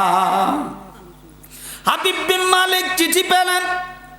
চিঠি পেয়ে চিন্তা করলেন, চিঠির ভিতরে যা কথা আছে ওই কথাগুলি, যেই কথাগুলি আমি নিজেই চিন্তা করতেছি, হাবিব বিন মালিক নিজেই চিন্তা করতেছে। তাহলে এইবার জানতে চাই আবু জেহেলের নিকটে এইবার চিঠি লিখলেন। আসলে মুহাম্মদ জোর করে মানুষকে কি ওই তার ধর্মের মধ্যে নেয়, নাকি মানুষ নিজেই তার ধর্ম গ্রহণ করে? বলে না, নিজেই গ্রহণ করতেছে। যার এক একজনের পরে এক একজন করে করে আস্তে আস্তে দলটা কি হয়ে যাচ্ছে? ভারী হয়ে যাচ্ছে। এই মুহূর্তে তাকে শায়েস্তা করতে হবে। জোরে বলি নাউজুবিল্লাহ। ইয়ামন দেশের বাদশা এই খবরটুকুন পেয়ে এবার আবু জেহেলের নিকটে একটা চিঠি লিখলেন, আমার নবীজির নিকটে একটা চিঠি লিখলেন। হাবিব বিন মালিক 2টা চিঠি লিখলেন। আবু জেহেল চিঠি দিয়েছে কয়টা? জোরে বলেন কয়টা? হাবিব বিন মালিক চিঠি পেয়ে তার উত্তর লিখলেন, দিলেন আবু জেহেলের নিকট। আরেকটা লিখলেন নবীজির নিকটে। আবু জেহেলের নিকটে চিঠি লিখলেন, ওগো মক্কার অধিপতি অর্থাৎ বড় জ্ঞানী আবু জেহেলের নাম তো আবু জেহেল না, আবু জেহেলের নাম হলো আবুল হেকাম। অর্থাৎ তৎকালীন সময় বড় পণ্ডিত ছিল, এই জন্য তাকে জ্ঞানীর বাবা বলা হতো। যেই জ্ঞান দ্বারা, যেই শিক্ষা দ্বারা, যেই বিদ্যা দ্বারা আল্লাহ এবং রসুল চিনে না, আল্লাহর ভাষায় রসুলের ভাষায়, ওইটা কোনো জ্ঞান নয়, ওইটা হোক ওই জ্ঞানীর বাবার পরিবর্তে আমার নবীজি বলে দিলেন এইটা জ্ঞানীর বাবা না, এটা হলো মুরুক্ষের বাবা, এই জন্য নাম হলো আবু জেহেল। জোরে বলি নাউজুবিল্লাহ, আরো জোরে বলি নাউজুবিল্লাহ। ও গো জ্ঞানীর বাবা, যদি সত্যিকারী আব্দুল্লাহর ছেলে মুহাম্মদ যদি সত্যিকারে আমাদের ধর্মের বিরুদ্ধে কথা বলে আর তার সত্য প্রমাণ যদি দিতে না পারে, সে নিজেকে নবী বলে দাবি করে, নিজেকে নবী বলে দাবি করে, নবুয়তের একটা প্রমাণ থাকবে, নবুয়তের একটা প্রমাণ থাকবে। নবুয়তের সবচেয়ে বড় প্রমাণ হলো মুজিজা। নাম কি? মুজিজা। ওই মুজিজা থাকবে, আমি ইয়ামন দেশের বাদশা হাবিব বিন মালিক অমুক দিন এতটার সময় বাক্কা নগরীতে আসতেছি, এই বলে আমি আমার সামনে তাকে প্রশ্ন করব, আমার প্রশ্নের জবাব যদি দিতে পারে তাহলে আমরা তাকে মানব, আর যদি প্রশ্নের জবাব দিতে না পারে তাহলে সকলের সামনে তাকে হত্যা করব। জোরে বলি নাউজুবিল্লাহ। নবীজির নিকটে একটা চিঠি লিখলাম, ও আব্দুল্লাহর ছেলে মুহাম্মদ, আমি ইয়ামন দেশের বাদশা হাবিব বিন মালিক অমুক দিন এতটার সময় বাক্কা নগরীতে আসতেছি। আপনি নাকি নতুন ধর্ম আবিষ্কার করে নতুন করে একটা ধর্ম বলতেছেন, ধর্মের ওই প্রধান হলো কালেমা লা ইলাহা ইল্লাল্লাহু মুহাম্মাদুর রাসূলুল্লাহ সাল্লাল্লাহু আলাইহি ওয়াসাল্লাম, আল্লাহ ছাড়া কোনো মাবুদ নাই, মুহাম্মদ রাসূলুল্লাহ আল্লাহর রাসূল। আপনি নাকি নবুয়তি দাবি করতেছেন, যদি সত্যি আপনি নবুয়তি দাবি করেন, নবী স্বীকার করেন, আপনি যদি নিজেকে নবী বলেন, তাহলে যুগে যুগে যারা নবী হয়েছে, যুগে যুগে যারা নবী হয়েছে তাদের প্রমাণ ছিল, তাদের মুজিজা ছিল। আপনি যদি মুজিজা দেখাতে পারেন, আপনি যদি প্রমাণ সাব্যস্ত করতে পারেন, তাহলে আপনার ধর্ম স্বীকার করে আমরাও কালিমা পড়ে মুসলমান হয়ে যাব। সুবহানাল্লাহ। আর যদি দিতে না পারেন, তাহলে হাজার হাজার মানুষের সামনে আপনার কল্লা দ্বিখণ্ডিত করে দেওয়া হবে। জোরে বলি নাউজুবিল্লাহ। আবু জেহেলের চিঠিটা আবু জেহেলের কাছে চলে গেল। নবীজির চিঠিটা আস্তে আস্তে করে করে ওই চিঠিটা আস্তে আস্তে আস্তে আস্তে নবীজির হাত মুবারকে যাওয়ার আগে নবীজির সাথী, নবীজির বন্ধু, নবীজির সবচেয়ে কাছের মানুষ, নবীজির সাথে সাথে যিনি থাকতেন হযরতে আবু বকর সিদ্দিকের হাতের মধ্যে চিঠিটা আসলো। চিঠিটা আসার পরে হযরতে আবু বকর সিদ্দিক চিঠিটা নিজে নিজে পড়লেন, তেলাওয়াত করলেন। আবু বকর সিদ্দিক চিঠিটা যখন তেলাওয়াত করলেন, তেলাওয়াত করে যখন দেখলেন ওই চিঠির মধ্যে এইভাবে লেখা হলো, এবার আবু বকর সিদ্দিক চিঠিটা হাতের মধ্যে এইভাবে গোপন করে দুটা চোখের পানি ছেড়ে দিলেন, আর মনে মনে চিন্তা করতেছে, আমি যদি চিঠিটা গোপন করি তাহলে নবীজির ক্ষতি হবে, চিঠিটা যদি আমি নবীজিকে দেই তাহলে হাবিব বিন মালিক অমুক তারিখে এসে নবীজিকে এইভাবে মারবে, আমি আবু বকর কি করে সহ্য করব? আমি আবু বকর তো সহ্য করতে পারবো না। আবু বকর সিদ্দিক কান্না শুরু করলেন। নবীজি ডাক দিয়ে বলে, আবু বকর, আবু বকর রে, আপনি কেন কান্দেন? আপনার কান্নার কারণ কি? আবু বকর সিদ্দিক কান্না জড়িত কণ্ঠে আমার আপনার নবী রহমতুল লিল আলামিনের দরবারে গিয়ে বলেন, ইয়া রাসূলুল্লাহ, ইয়া হাবিবাল্লাহ, নবী গো, ইয়ামন দেশের বাদশা হাবিব বিন মালিকের নিকটে আবু জেহেল চিঠি লিখেছে, ওই চিঠির উত্তরে হাবিব বিন মালিক আপনার নিকটে এমন একটা চিঠি লিখেছে গো নবী, যেই চিঠির ভাষা হলো অমুক দিন এতটার সময় ইয়ামন দেশের বাদশা হাবিব বিন মালেক এই বাক্কা নগরীতে আসবে। আর এই বাক্কা নগরীতে এসে হাবিব বিন মালেক আপনার সামনে কিছু কথা প্রশ্ন করবে, কিছু প্রশ্ন করবে, আপনার নবুয়তের প্রমাণ চাইবে, আপনাকে প্রশ্ন করবে। ইয়া রাসূলুল্লাহ, ইয়া হাবিবাল্লাহ নবী গো, আপনি যদি প্রশ্নের জবাব এবং নবুয়তের প্রমাণ যদি দিতে না পারেন তাহলে হাজার হাজার মানুষের সামনে আপনাকে কতল করবে। ইয়া রাসূলুল্লাহ নবী গো, আমি আবু বকর এই কষ্ট সহ্য করতে পারবো না। নবী গো, আমার সামনে যদি আপনাকে এমনি ভাবে যদি অপমান করা হয়, আপনাকে যদি লাঞ্ছিত করা হয়, আপনার শরীর মুবারকের মধ্যে যদি একটি ফুলের আঘাত করা হয়, আমি আবু বকর সহ্য করতে পারবো না। নবী গো, আপনি ওই মিটিংয়ের মধ্যে যাবেন না। হাবিব বিন মালেক আসলো তো আসলো, আপনি ওই মিটিংয়ের মধ্যে যাবেন না। নবীজি বললেন, আবু বকর চিঠিটা আমার কাছে দাও। আবু বকর সিদ্দিক নবীজির নিকটে চিঠিটা দিয়ে দিলেন। নবীজির নিকটে চিঠিটা দিয়ে আবু বকর সিদ্দিক এইবার নিজে কাঁদতেছেন। নবীজি চিঠিটা রেখে ডাক দিয়া বললেন, ও হাবিব বিন, ও আবু বকর সিদ্দিক, আবু বকর সিদ্দিক রে, কান্না বন্ধ করো, কান্না বন্ধ করো। ও আবু বকর, কান্না বন্ধ করো। হাবিব বিন মালেক আসুক, আসুক, আমাদের কোনো অসুবিধা নাই। আমি যদি সত্যি আল্লাহর নবী হয়ে থাকি সেটার প্রমাণ আমি দিতে পারবো। জোরে বলি সুবহানাল্লাহ, আরো জোরে বলি সুবহানাল্লাহ, সুবহানাল্লাহ ওয়ালহামদুলিল্লাহ ইল্লাল্লাহ, সুবহানাল্লাহ ওয়ালহামদুলিল্লাহ ইল্লাল্লাহ, লা ইলাহা লা ইলাহা ইল্লাল্লাহ, লা ইলাহা লা ইলাহা ইল্লাল্লাহ, সুবহানাল্লাহ ওয়ালহামদুলিল্লাহ,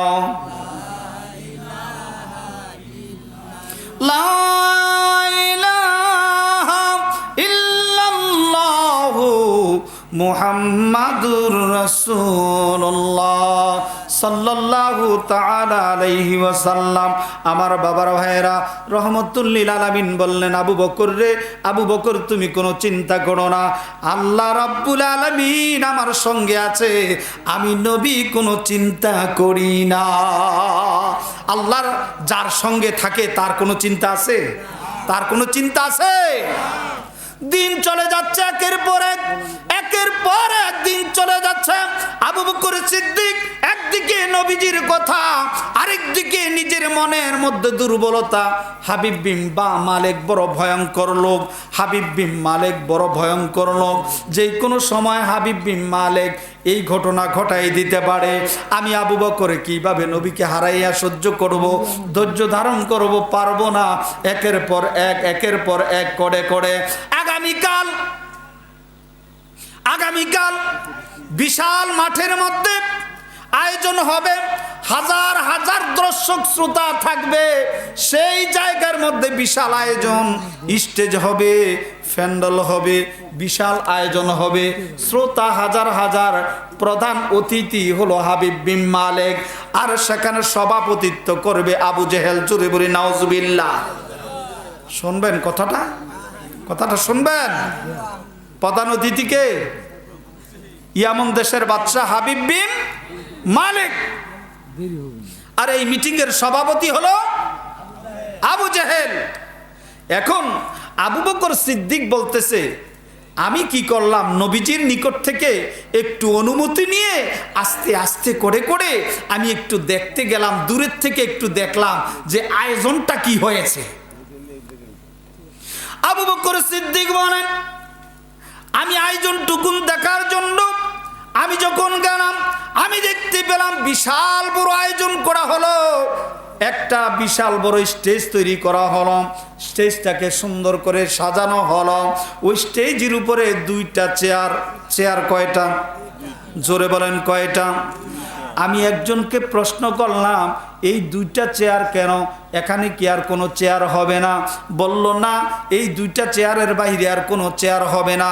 একটা চেয়ারের মধ্যে প্রধান অতিথি বসবে, আরেকটা চেয়ারের মধ্যে সভাপতি বসবে, অর্থাৎ এক চেয়ারের মধ্যে হাবিব বিন মালিক বসবে, আরেকটা চেয়ারের মধ্যে সভাপতি সাহেব অর্থাৎ আবু জেহেল বসবে। আবু বকর সিদ্দিক বলে, আর কি কোনো চেয়ার হবে না? বলে না, আর কোনো চেয়ার হবে না। এইবার আবু বকর সিদ্দিক ওই জায়গা থেকে দৌড়ে চলে আসলেন, এসে নবীজির সামনে বলি, ইয়া রাসূলুল্লাহ, ইয়া হাবিবাল্লাহ, নবী গো, আগামীকাল মিটিং হবে, কথা সত্য।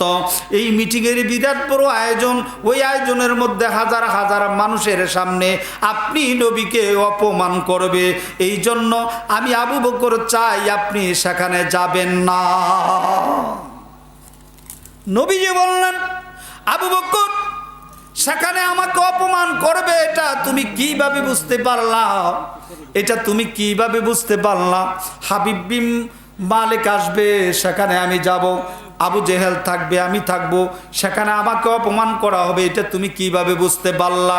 আবু বকর সিদ্দিক কেঁদে কেঁদে বলি, ইয়া রাসূলুল্লাহ, ইয়া হাবিবাল্লাহ, নবী গো, এই জায়গায় বিশাল বড় আয়োজন আর বিশাল বড় স্টেজ, স্টেজের উপরে দুইটা চেয়ার, একটা চেয়ার হলো প্রধান অতিথির জন্য, আরেকটা সভাপতির জন্য। প্রধান অতিথি হলো হাবিব বিন মালিক আর সভাপতি হলো আবু জেহেল। নবী গো, আপনার জন্য কোনো চেয়ারের ব্যবস্থা করা হয় নাই, আমি আবু বকর সইতে পারবো না। নবী গো, এই আবু জেহেল যদি আপনার সামনে চেয়ারে বসে থাকে, আপনি নবী যদি আসামির মতো দাঁড়িয়ে থাকেন, আমি আবু বকর সইতে পারবো না। নবীজি বললেন, আবু বকর রে, আবু বকর, আমাকে আল্লাহ অপমান করার জন্য পৃথিবীতে পাঠায় নাই, আমাকে আল্লাহ অপমান করার জন্য পাঠায় নাই, সমস্ত নবীদের সর্দার করে আমাকে পৃথিবীতে পাঠাইছে। জোরে বলি সুবহানাল্লাহ। এ আবু বকর, এই যে তুমি দুইটা চেয়ার দেখেছো, ওই দুইটা চেয়ার তাদের জন্য না রে। এই দুইটা চেয়ার কেমন চেয়ার? এবার আবু বকর বলে, একটা হলো স্বর্ণের চেয়ার, একটা হলো রূপার চেয়ার। স্বর্ণের চেয়ারের মধ্যে হাবিব বিন মালিক বসবে, রূপার চেয়ারের মধ্যে আবু জেহেল বসবে। নবী গো, আপনার জন্য কোনো চেয়ার করা হয় না, আমি আবু বকর সইতে পারবো না। নবী গো, আপনার সামনে আবু জেহেল চেয়ারে বসে থাকবে, আপনি আসামির মতো দাঁড়িয়ে থাকবেন, আমি আবু বকর সইতে পারবো না। নবীজি বলে, আবু বকর, চোখের পানি মুছে ফেলো। আবু বকর, এই স্বর্ণের চেয়ারটা তোমার নবীর জন্য, রূপার চেয়ারটা আমার সঙ্গী আবু বকরের জন্য। আরে চলো, আল্লাহু আকবার।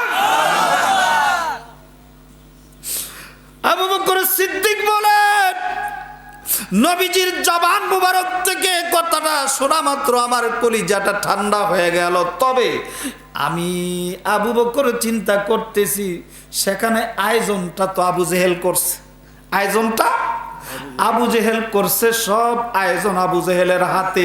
সেই রূপার চেয়ারে বসবে, হাবিব বিন মালিক স্বর্ণের চেয়ারে বসবে।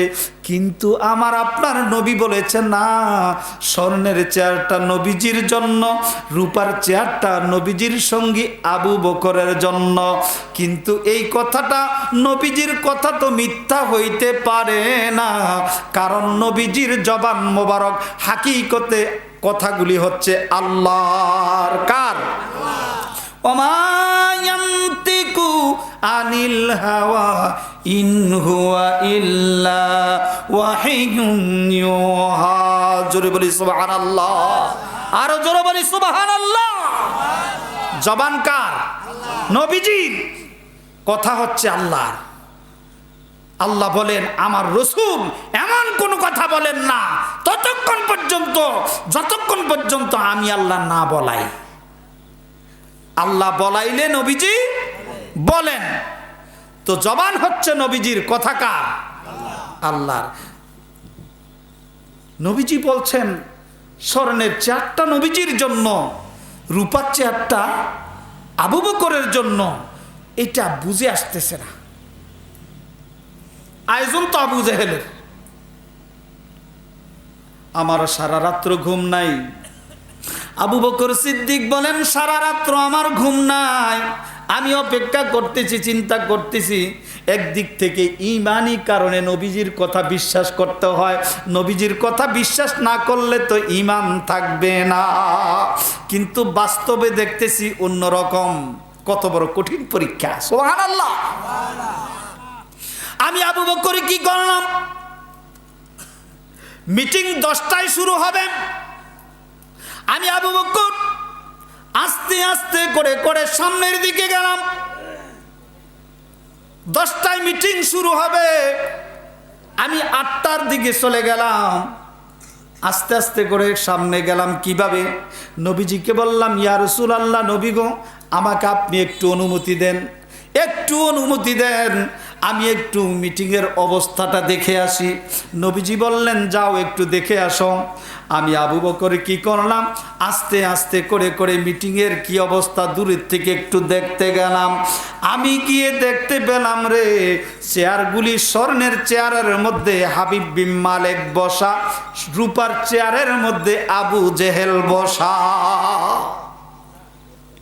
নবীজি বলছে কি, স্বর্ণের চেয়ার কার জন্য? একটু কথা বলেন। স্বর্ণের চেয়ারটা কার জন্য? নবীজির জন্য। রূপার চেয়ারটা আবু বকর সিদ্দিকের জন্য। কিন্তু বাস্তবে দেখতেছি স্বর্ণের চেয়ারের মধ্যে হাবিব বিন মালিক বসা, রূপার চেয়ারের মধ্যে আবু জেহেল বসা। ঈমানের কত ব্যাপার, কত কঠিন পরীক্ষা! দৃশ্যটা দেখে আবু বকর সইতে পারে না, কাঁদতে কাঁদতে চলে আসছে, চোখের পানি মুছতেছে। নবীজি ডাক দিয়ে বলে, আবু বকর, আবু বকর রে, কেন তুমি কান্দো?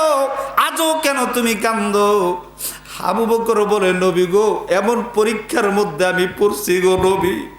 আমি আবু বকর তো আমার জীবনের থেকে আপনাকে বেশি ভালোবাসি নবী গো, আমি আমার জীবন থেকেও আপনাকে বেশি ভালোবাসি গো নবী। ইয়া রাসূলুল্লাহ, ইয়া হাবিবাল্লাহ, নবী গো, আপনি বলেছেন স্বর্ণের চেয়ারটা আপনার জন্য, রূপার চেয়ারটা আমি আবু বকরের জন্য। নবী গো, এখন তো 10টার কাছাকাছি মিটিং তো শুরু হয়ে যাবে, 10টার কাছাকাছি আপনাকে এখনই যেতে হবে। ইয়া রাসূলুল্লাহ, নবী গো, আমি দেখে আসলাম স্বর্ণের চেয়ারের মধ্যে হাবিব বিন মালিক বসে আছে, রূপার চেয়ারের মধ্যে আবু জেহেল বসে আছে। নবী গো, আপনি যদি এখন যান, আসামির মতো দাঁড়াইয়া থাকতে হবে। আমি আবু বকর সইতে পারবো না, এই দুঃখে আমি আবু বকর কাঁদতেছি। নবীজি বললেন, আবু বকর, আবু বকর, কান্না বন্ধ করো, কান্না বন্ধ করো।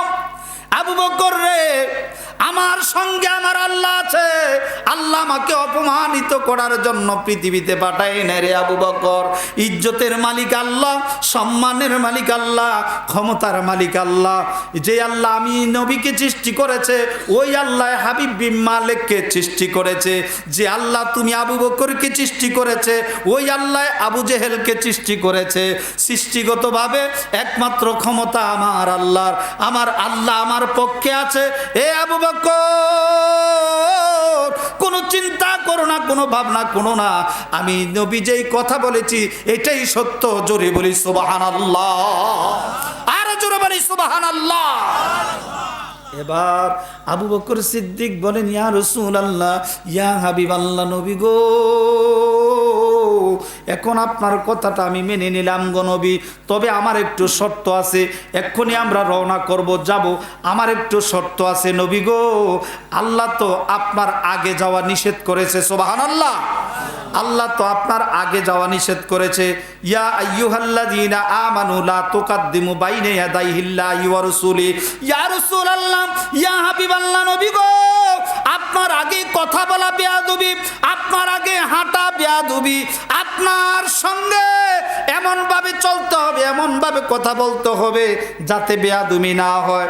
তবে নবী গো, আজকে আমি আপনার অনুমতি নিয়ে আমি আবু বকর আপনার একটু আগে আগে হাঁটবো। প্রতিদিন আপনার পেছনে পেছনে হাঁটতাম। আপনি যদি কোনো রাস্তা দিয়ে রওনা করতেন, আমি আবু বকর পেছনে পেছনে যেতাম। নবী গো, আজকে নবী আমি আবু বকরকে আপনি একটা অনুমতি দিয়ে দেন গো নবী, আজকে আমি আপনার সামনে সামনে হাঁটবো। আবু বকর, কেন তুমি এই অনুমতি নিলা? কারণটা কি? তুমি সামনে হাঁটবে কেন? ইয়া রাসূলুল্লাহ, নবী গো, ইয়া রাসূলুল্লাহ, নবী গো, আমি আবু বকর তো আমার জীবন থেকে আপনাকে বেশি ভালোবাসি। ইয়া রাসূলুল্লাহ, আমি আবু জেহেলকে চিনি। আবু জেহেল বড় খারাপ মানুষ।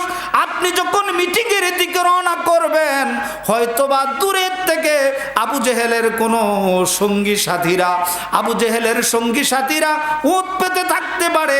দূরের থেকে আপনি নবীর দিকে একটা তীর মেরে দিতে পারে। আপনি নবীর শরীর মুবারকে যদি তীর পড়ে আপনি যদি চলে যান, আমি আবু বকর থেকে লাভ কি? নবী গো, যদি তীর আসে সর্বপ্রথম আমি আবু বকরের শরীরে আসবে। আমি থাকতে আপনার শরীরে একটা ফুলের আঘাত হতে আমি দিব না। নবী গো, আমাকে একটু অনুমতি দেন, আমি একটু সামনে সামনে আজকে মিটিং পর্যন্ত আমি সামনে সামনে যাব, এই অনুমতিটুকু আমাকে দিয়ে দেন। নবীজি বললেন, আবু বকর যাও, অনুমতি দিয়ে দিলাম। জোরে বলি সুবহানাল্লাহ। আবু বকর সিদ্দিক বলেন, আমি কি করলাম? নবীজির অনুমতি পেয়ে আমি আবু বকর নবীজির সামনে হাঁটতেছি। হাঁটতে হাঁটতে আমি একটু দ্রুত গতিতে সামনে চলে যাচ্ছি। ডান দিকে বাম দিকে তাকাচ্ছি।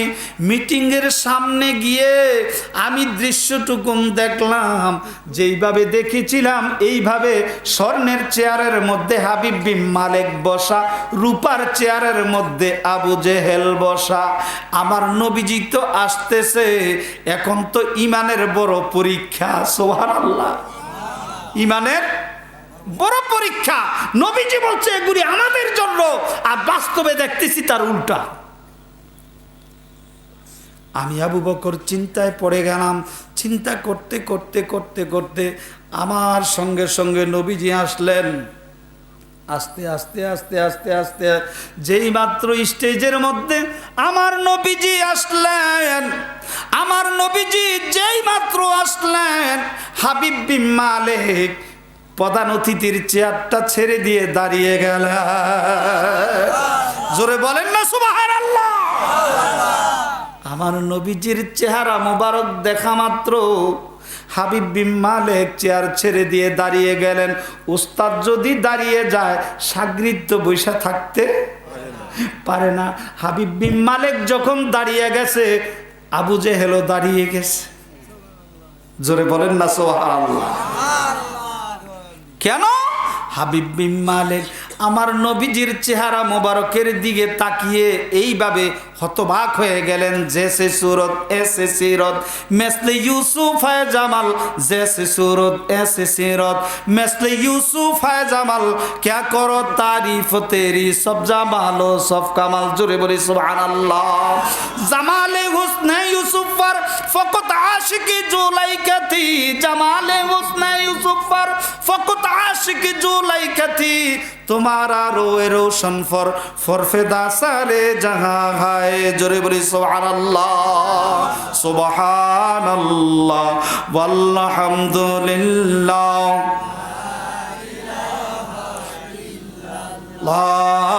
सुबहानल्लाह वल्हम्दुलिल्लाह, ला इलाहा इल्लल्लाह, ला इलाहा इल्लल्लाह, ला इलाहा हो, ला इलाहा इल्लल्लाह, सुबहानल्लाह वल्हम्दुलिल्लाह।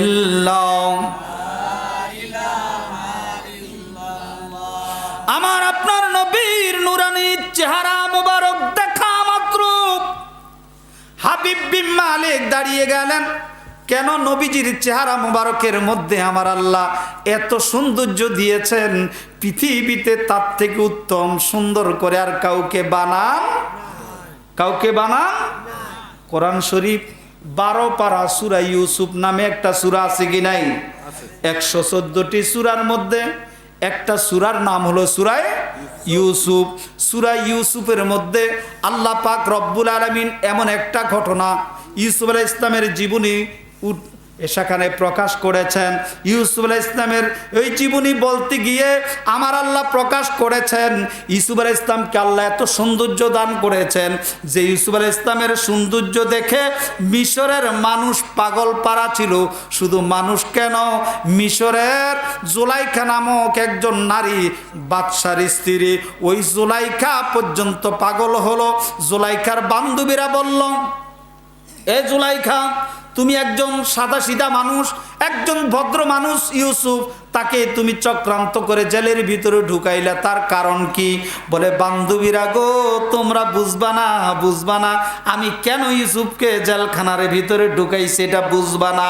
এই জন্য ইউসুফের চেহারা যদি তোমরা একবার দেখো তাহলে তোমরা বলতে পারবা না। আমি ইউসুফের চেহারা দেখে বলতে পারি না, ইউসুফকে আমি বলতে পারবো না। তোমরা যদি দেখো তোমরাও বলতে পারবা না। বান্ধবীরা বলল, ও জুলাইখা, তাহলে তোমার ইউসুফ এত সুন্দর? বলে, হ্যাঁ এত সুন্দর। বলে, কত সুন্দর? তাহলে আমাদেরকে একটু দেখাও। বলে, তাহলে তোমরা আগামী দিন 10টার সময় আসবে, আমার বাসার মধ্যে আসবে, আমি তোমাদেরকে দেখাইব। সব বান্ধবীরা মিলে জুলাইখার বাড়িতে আসলেন। জুলাইখা তাদেরকে সুন্দর করে রাজপ্রাসাদে বসাইলেন।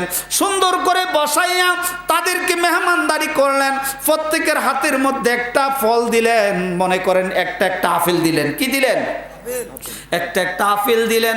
আপেলটা কেটে খাওয়ার জন্য ছুরি দিলেন। ছুরি লাগবে কিনা?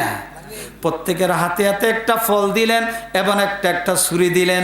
ছুরি দেওয়ার পরে এবার জুলাইখা বলে দিলেন, বান্ধবীরা গো,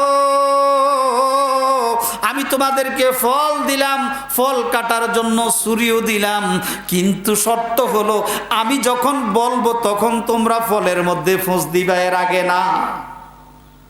বুঝতে পারছেন? এর আগে না। ঠিক আছে। এইবার ইউসুফ আলাইহিস সালামকে ভিতর থেকে একটা বোরকা পরাইয়া, কি পরাইয়া? বোরকা পরাইয়া ঢাকনা দিয়ে, অর্থাৎ কি ইউসুফ কি মহিলা মানুষ? পড়বে কেন? অর্থাৎ ইউসুফ আলাইহিস সালামকে আল্লাহ এত সৌন্দর্য দিয়েছে, ঢাকনা দিয়ে চলতে হতো, নাই তো ইউসুফ আলাইহিস সালামের চেহারা দেখে মানুষ পাগল হয়ে যেত। জোরে বলি সুবহানাল্লাহ। কত সুন্দর! আল্লাহ কোরআনুল কারীমের মধ্যে বলতেছে যে তখন ঢাকনা দিয়ে এনে বান্ধবীদের সামনে হাজির করে আস্তে করে চেহারার কাপড়টা যখন সরাইয়ে দিলেন, সরাই দিয়ে দেওয়া মাত্র বললেন, এ বান্ধবীরা, তোমরা তোমাদের ফল কেটে খেতে আরম্ভ করো। বান্ধবীরা ফলের মধ্যে ছুরি দিয়ে এইভাবে পোঁছ দিচ্ছে। ফল কাটতে কাটতে কাটতে কাটতে ফল টুকরা হয়ে কাটা শেষ হয়ে এইবার আঙ্গুল কাটা শুরু হলো। কোরআনুল কারীমের তাফসিরের মধ্যে আসছে, আঙ্গুল কাটা শুরু হয়েছে, রক্ত টপ টপ করে জমিনে পড়তেছে, কিন্তু বান্ধবীদের কোনো খবর নাই। চেহারার দিকে তাকিয়ে আছে। কাত্তানা আইদিয়াহুন্না, ওই মহিলারা তাদের হাত কেটে ফেললো, তাদের কোনো খবর নাই। তাকিয়ে আছে কোন দিকে? কোন দিকে? ইউসুফ আলাইহিস সালামের চেহারার দিকে তাকিয়ে আছে, এইদিকে ফল কাটতেছে। আল্লাহ পাক বলেন, কাত্তানা আইদিয়াহুন্না, মহিলারা তাদের হাত কেটে ফেললো, আর তারা তাদের জবান দিয়ে প্রকাশ করলো, মা হাজা বাশার ইন হাজা ইল্লা মালাকুন কারীম। ও জুলাইখা গো, এটা কোনো মানুষ না, এটা মানুষের চেহারা হতে পারে না গো জুলাইখা, এটা মানুষ না, মানুষের চেহারা হতে পারে না, মানুষ এত সুন্দর হতে পারে না। এত সুন্দর মানুষ কি করে হয়? এই ইউসুফ আলাইহিস সালামের চেহারার দিকে তাকিয়ে মিশরের মহিলারা হাত কেটে ফেললো, তাদের কোনো খবর নাই। কবি বলতেছেন, ও পৃথিবীর মানুষেরে, ইউসুফ আলাইহিস সালামের চেহারার দিকে তাকিয়ে তাদের ফল কাটা শেষ করে ওই আঙ্গুল কেটে কেটে রক্ত পড়তেছে, তেমনি ভাবে তাদের কোনো খবর নাই রে। ও পৃথিবীর মানুষ, সত্যিকারে আল্লাহর হাবিবকে ভালোবাসার দৃষ্টিতে যদি নবীজিকে যদি দেখতে পারো, মৃত্যুর সময়, সাকরাতের সময়, যেই সময় তোমার মা বসে থাকবে, বাবা বসে থাকবে, আত্মীয় স্বজন থাকবে, পৃথিবীর সবাই থাকবে, থাকার পরও যেই সময় তোমার মৃত্যুর যন্ত্রণা লাঘব হবে না, কষ্ট কেউ নিতে পারবে না, ওই সময় আজরাইল যখন তোমার সামনে আসবে, ওই সময় যদি আল্লাহর নবী যদি তোমার সামনে থাকে আর নবীজির নূরানি চেহারার দিকে যদি তুমি তাকিয়ে থাকো, মৃত্যুর যন্ত্রণা যত বড় কষ্ট হোক না কেন তোমার কোনো কষ্ট হবে না। আর জোরে বলি সুবহানাল্লাহ। তুমি নবীজির নূরানি চেহারার দিকে তাকিয়ে থাকবে, তোমার কোনো মৃত্যুর যন্ত্রণার কষ্ট হবে। তুমি সন্তান মায়ের কোলে বসে বসে শুয়ে শুয়ে মায়ের কোলে দুধ পান করতেছে, আস্তে করে সন্তানটা ঘুমিয়ে যায়, যেমনিভাবে বলতে পারে না, তোমার মৃত্যুর চাকরাতের সময় তুমি আমার নবীর চেহারার দিকে তাকিয়ে থাকবে, তোমার কোনো কষ্ট হবে। আরো জোরে বলেন, জোরে বলি সুবহানাল্লাহ, আরো জোরে বলি সুবহানাল্লাহ। আমার বাবার ভাইয়েরা, এই কথাটা আমি কেন বলতেছিলাম, এই জন্য হাবিব বিন মালিক আমার নবীজির চেহারার দিকে তাকানো মাত্র তার সমস্ত ক্ষমতা যেন ম্লান হয়ে গেল, তার সমস্ত যোগ্যতা যেন হারিয়ে ফেলল, তার সমস্ত বরত্ব যেন শেষ হয়ে গেল। আমার নবীজির দিকে তাকিয়ে আছে, তাকাইতে তাকাইতে তাকাইতে তাকাইতে আমার নবীজি আর আবু বকর সিদ্দিক যখন স্টেজে উঠল, এখন হাবিব বিন মালিক বসা না দাঁড়ানো? জোরে বলেন। দাঁড়ানো। আবু জাহেল দাঁড়ানো। এইবার হাবিব বিন মালিক বলেন, হুজুর আপনি বসেন। সুবহানাল্লাহ, আরে জোরে বলি সুবহানাল্লাহ। হুজুর আপনি বসেন। আমার নবীজি আস্তে করে স্বর্ণের চেয়ারও বসে গেলে। আবু জাহেল বলতেছে, আয় হায় রে, আমি নিজে হতবাক হয়ে গেলাম। আমি এইবার কি করলাম, আস্তে করে আমার চেয়ারটাতে আমি বসার চেষ্টা করলাম, তাকায় দেখতে পেলাম না না, চেয়ারের উপরে একটা বিষাক্ত সাপ বসে আছে, একটা বিষাক্ত সাপ চেয়ারের মধ্যে বসে আছে। এই মুহূর্তে আমি যদি বসি আমাকে চোবল মেরে সাপটা ধ্বংস করে দিবে।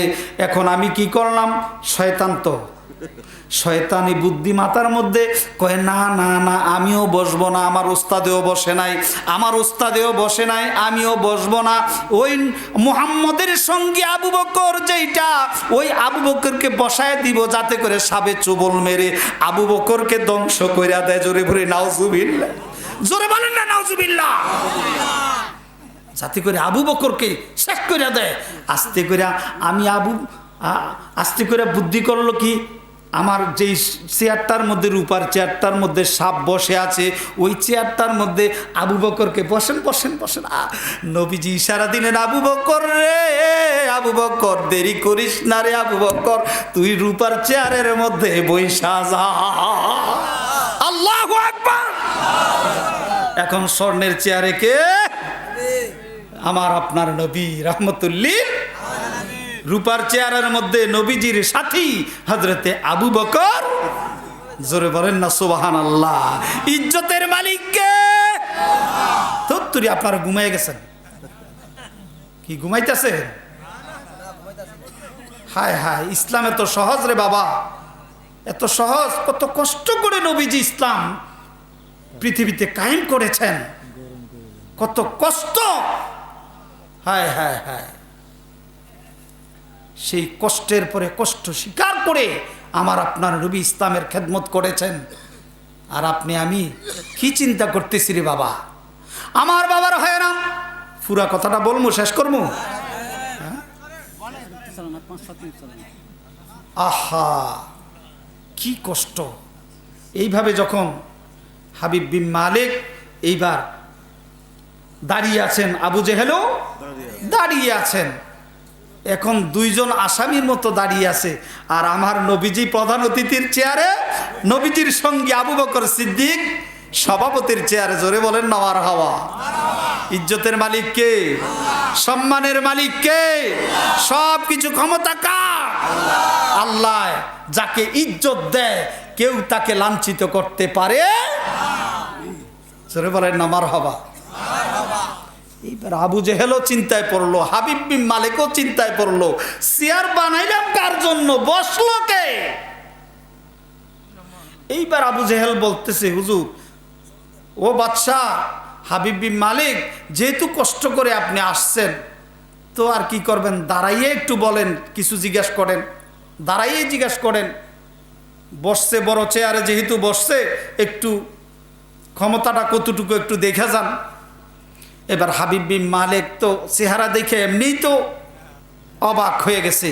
এবার বলতেছে, আপনি নাকি নবু, আপনার সাথে কিছু কথা বলবো। আমি কি বলবো? বলে হ্যাঁ। নবীজি বললেন, বলেন কি কথা বলেন? বলে আপনি নাকি নতুন ধর্ম আবিষ্কার করেছেন আর নতুন কালেমা পড়াচ্ছেন, আল্লাহ ছাড়া কোনো মাবুদ নাই এমন একটা কালেমা আপনি শিখাচ্ছেন, আপনি আল্লাহর রসুল। তো রসুল নবী যারা দাবি করে, আমরা অতীতের ইতিহাস থেকে জেনেছি নবুয়তির প্রমাণ হলো মোজেজা। আপনার কি এমন কোনো মোজেজা আছে যে মোজেজার কারণে আপনি নবুয়তি দাবি করতে, স্বীকৃতি করতে পারবেন? বলে হ্যাঁ। নবীজি বললেন আছে, এটা আমি বলেছি সত্য। বলে তাহলে আমি কিছু প্রশ্ন আপনাকে করব, প্রশ্নের জবাব যদি সঠিকভাবে দিতে পারেন তাহলে আমি আপনার ধর্মের কালিমা পড়ে মুসলমান হয়ে যাব, সুবহানাল্লাহ। আর যদি প্রশ্নের জবাব দিতে না পারেন তাহলে হাজার হাজার মানুষের সামনে আপনার কল্লা দ্বিখণ্ডিত করে ফেলবো, জোরে বলি নাউজুবিল্লাহ। নবীজি বললেন ঠিক আছে, আপনি প্রশ্ন করেন। বলে আমার প্রশ্ন, অন্য যুগের নবীরা যখন মোজেজা দেখাচ্ছেন, সব মোজেজা হলো জমিনের ভিতরে।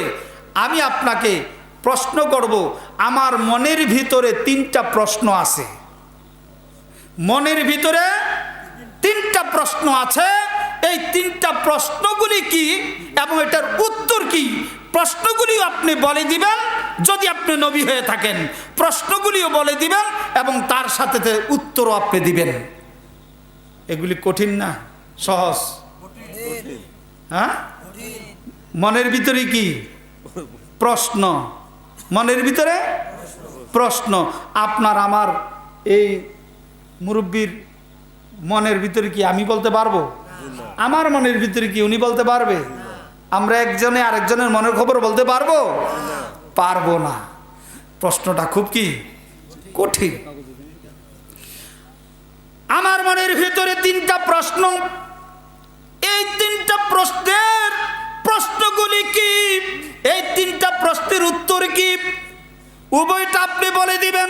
যদি সত্যি সত্যি বলতে পারেন তাহলে আমি হাবিব বিন মালিক ওয়াদা করলাম, আমি আপনার ধর্ম গ্রহণ করে কালিমা পড়ে মুসলমান হয়ে যাব। নবীজি বললেন, আপনার মনের ভিতরে 3টা প্রশ্ন। প্রথম প্রশ্নটা উত্তর দেওয়ার জন্য এই হাজার হাজার মানুষের সামনে উত্তর দেওয়া যাবে না। একটু দুর্বল মনে হচ্ছে না? এর মানুষের সামনে প্রশ্নের জবাব দেওয়া যাবে না, এটা কেমন? বলে হ্যাঁ, প্রথম প্রশ্নের জবাব দেওয়ার জন্য আপনাকে আমার সঙ্গে রওনা করতে হবে। বলে চলেন যাই। কোথায়? বলে প্রথম প্রশ্নের জবাব দেওয়ার জন্য জাবাল আবু কুবাইস পাহাড়ের উপরে উঠতে হবে। সুবহানাল্লাহ। খানায় কাবার পাশে যেই পাহাড়টা, ওই পাহাড়টা হলো এখন বাদশা বাড়ি বানাইছে, কিছু সংখ্যক কেটে বাদশা বাড়ি বানাইছে। ওই পাহাড়টার নাম হলো জাবাল আবু কুবাইস পাহাড়। নবীজি বলেন, ও হাবিব বিন মালিক, তোমার প্রথম প্রশ্নের জবাব দেওয়ার জন্য এই পাহাড়ের উপরে উঠতে হবে। বলেন চলেন পাহাড়ের উপরে উঠবো। বলে এই পাহাড়ের উপরে উঠেই তো একটা প্রশ্নের জবাব হয়ে গেছে। সুবহানাল্লাহ। সেটা কেমনে? বলে চলো। সেখানে উঠলেন। সেখানে উঠে নবী রাহমাতুল লিল আলামিন আকাশের দিকে তাকিয়ে এইভাবে আঙ্গুল দিয়ে একটা ইশারা দিলেন। ইশারা দেওয়া মাত্র ইকতারাবাতিস সাআত ওয়ান শাক্কাল কামার, আঙ্গুল দিয়ে ইশারা দেওয়া মাত্র আল্লামা বুসুরি রহমতুল্লাহ আলাইহি বয়ান দিচ্ছেন, নবীজির শাহাদাত আঙ্গুল মুবারকটা এমনি ভাবে একটু রেখা টান দিলেন, আর যেন আকাশের চাঁদটা যেন দুইটা খণ্ড হয়, একটা খণ্ড যেন জাবালে আবু কুবাইস পাহাড়ের মধ্যে যেন পড়ল, আর একটা খণ্ড যেন তার নিচে পড়ল, অর্থাৎ চন্দ্রটা যেন দুইটা খণ্ড হয়ে গেল। জোরে বলি সুবহানাল্লাহ, আরো জোরে বলি সুবহানাল্লাহ। চন্দ্রটা দুইটা খণ্ড হয়ে গেল। হাবিব বিন মালিক থমকিয়ে গেলেন, হায় হায় রে, আমার মনের ভিতরে এমন প্রশ্ন ছিল, জমিনের মধ্যে যদি কোনো মুজিজা দেখাইতে বলতাম তাহলে সেটা জাদু বিদ্যা দিয়ে সেটা করতে পারত, কিন্তু আকাশের চাঁদের মধ্যে এমনভাবে প্রশ্ন করলাম চাঁদটা যাতে দ্বিখণ্ডিত করতে পারে, আল্লাহর যদি সত্যি যদি আল্লাহর নবী হয়, আল্লাহর দেওয়া ক্ষমতায় সেটা সম্ভব। চাঁদ দ্বিখণ্ডিত করে দিলেন। হাবিব বিন মালিক থমকিয়ে গেলেন।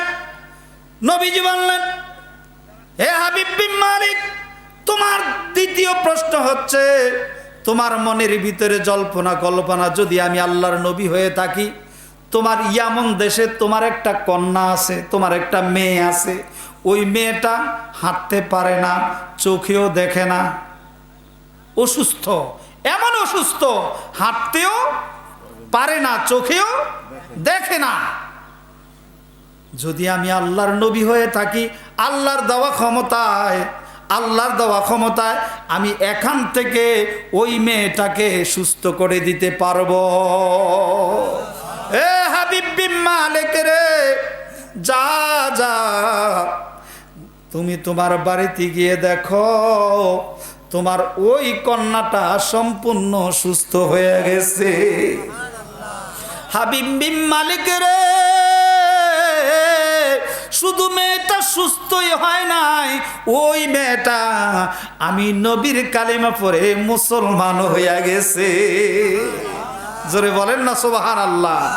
হাবিব বিন মালিক বলেন, আমি আর কোনো কিছু প্রশ্ন করার দূরের কথা, আমি সব কিছু ছেড়ে আমার দেশের দিকে রওনা করলাম। যাইতে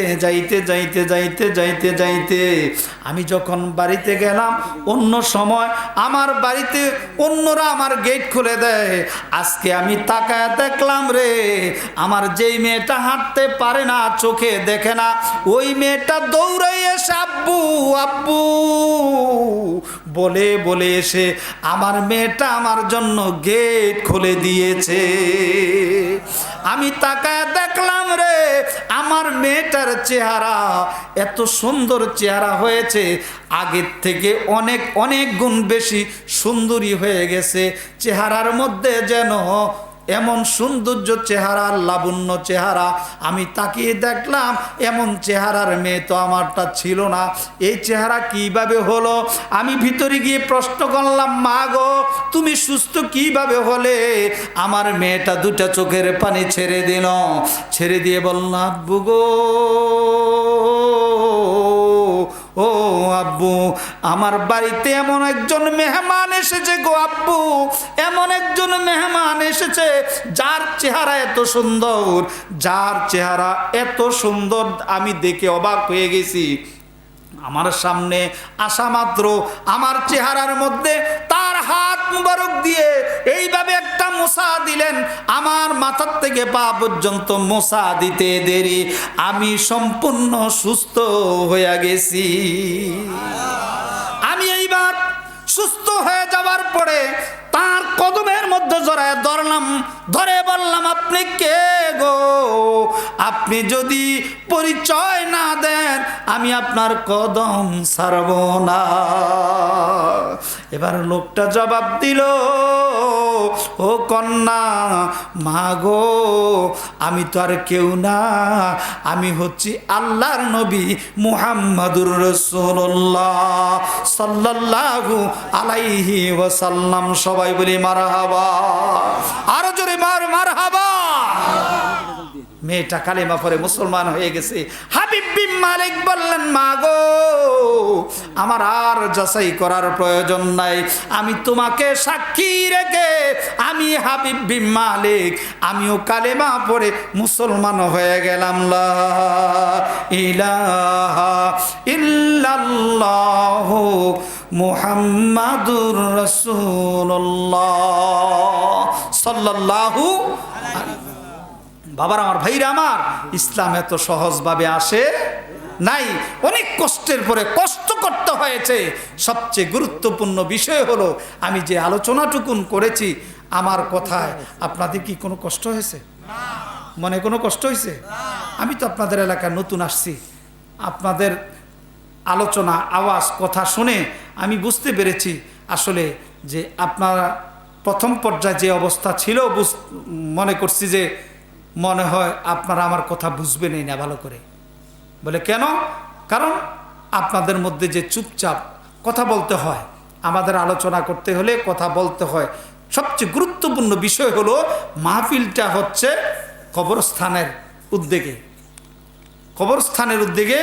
এই কেন্দ্রীয় কবরস্থান, এই কেন্দ্রীয় গোরস্থান, এই কবরে এলাকা আপনারা যারা আছেন হয়তোবা একদিন আগে পরে এই কবরে যেতে হবে কি হবে না?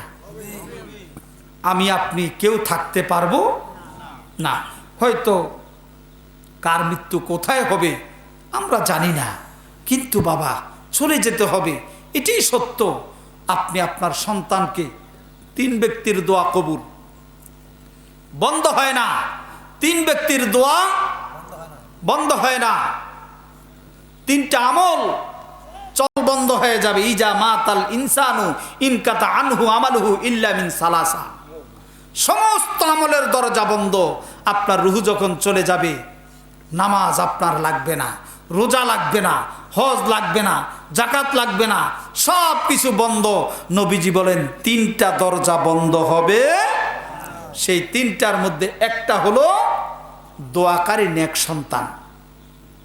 দোয়াকারী নেক সন্তান, এই দোয়াকারী নেক সন্তান যদি আপনি রেখে যেতে পারেন, ওই সন্তান আপনার জন্য দোয়া করবে, আপনি কবরে শান্তি পাবেন।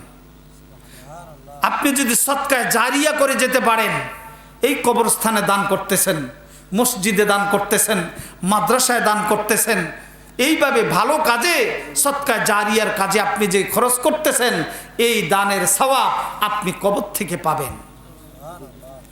শুধু তাই না, আপনার মাদ্রাসায় ছাত্রদেরকে পড়াচ্ছেন, কোরআনুল কারিমের শিক্ষা দিচ্ছেন, আপনি নিজে পড়েন, অপরকে পড়ান। এই জন্য এই যে উপকারী বিদ্যা, যেই বিদ্যা, যেই জ্ঞান মানুষের উপকার হয়, এমন জ্ঞান। আবার কিছু কিছু উল্টাপাল্টা বুদ্ধি আছে কি নাই? উল্টাপাল্টা বুদ্ধি আছে না? আপনাদের এলাকায় নাই? হ্যাঁ, ভাই ভাইয়ের মধ্যে কি লাগাই দেয়? ঝগড়া লাগিয়ে দেয়, মা মেয়ের মধ্যে লাগাই দেয়, বউ শাশুড়ির মধ্যে লাগাই দেয়। এরকম কিছু আছে না? এদের উপরে শয়তান ভর করে। তো এটা না, ভালো বুদ্ধি, ভালো পরামর্শ, ভালো শিক্ষা, ভালো জ্ঞান, ওই ভালো জ্ঞান যদি দেওয়া হয়, ভালো শিক্ষা যদি দেওয়া হয়, ওই সওয়াবটাও কবরে বসতে থাকবে। সূরা বলি সুবহানাল্লাহ। আল্লাহ পাক রব্বুল আলামিন আমাদের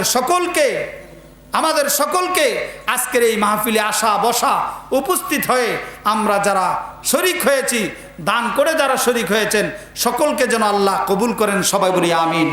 আজকের মাহফিল আল্লাহ পাক যেন আমাদের প্রত্যেকের আখিরাতের জন্য নাজাতের উসিলা বানিয়ে দেয়। সবাই বলুন আমিন। এত নাম পড়া তো সম্ভব না, আমি এই নাম পড়ার দরকার নাই।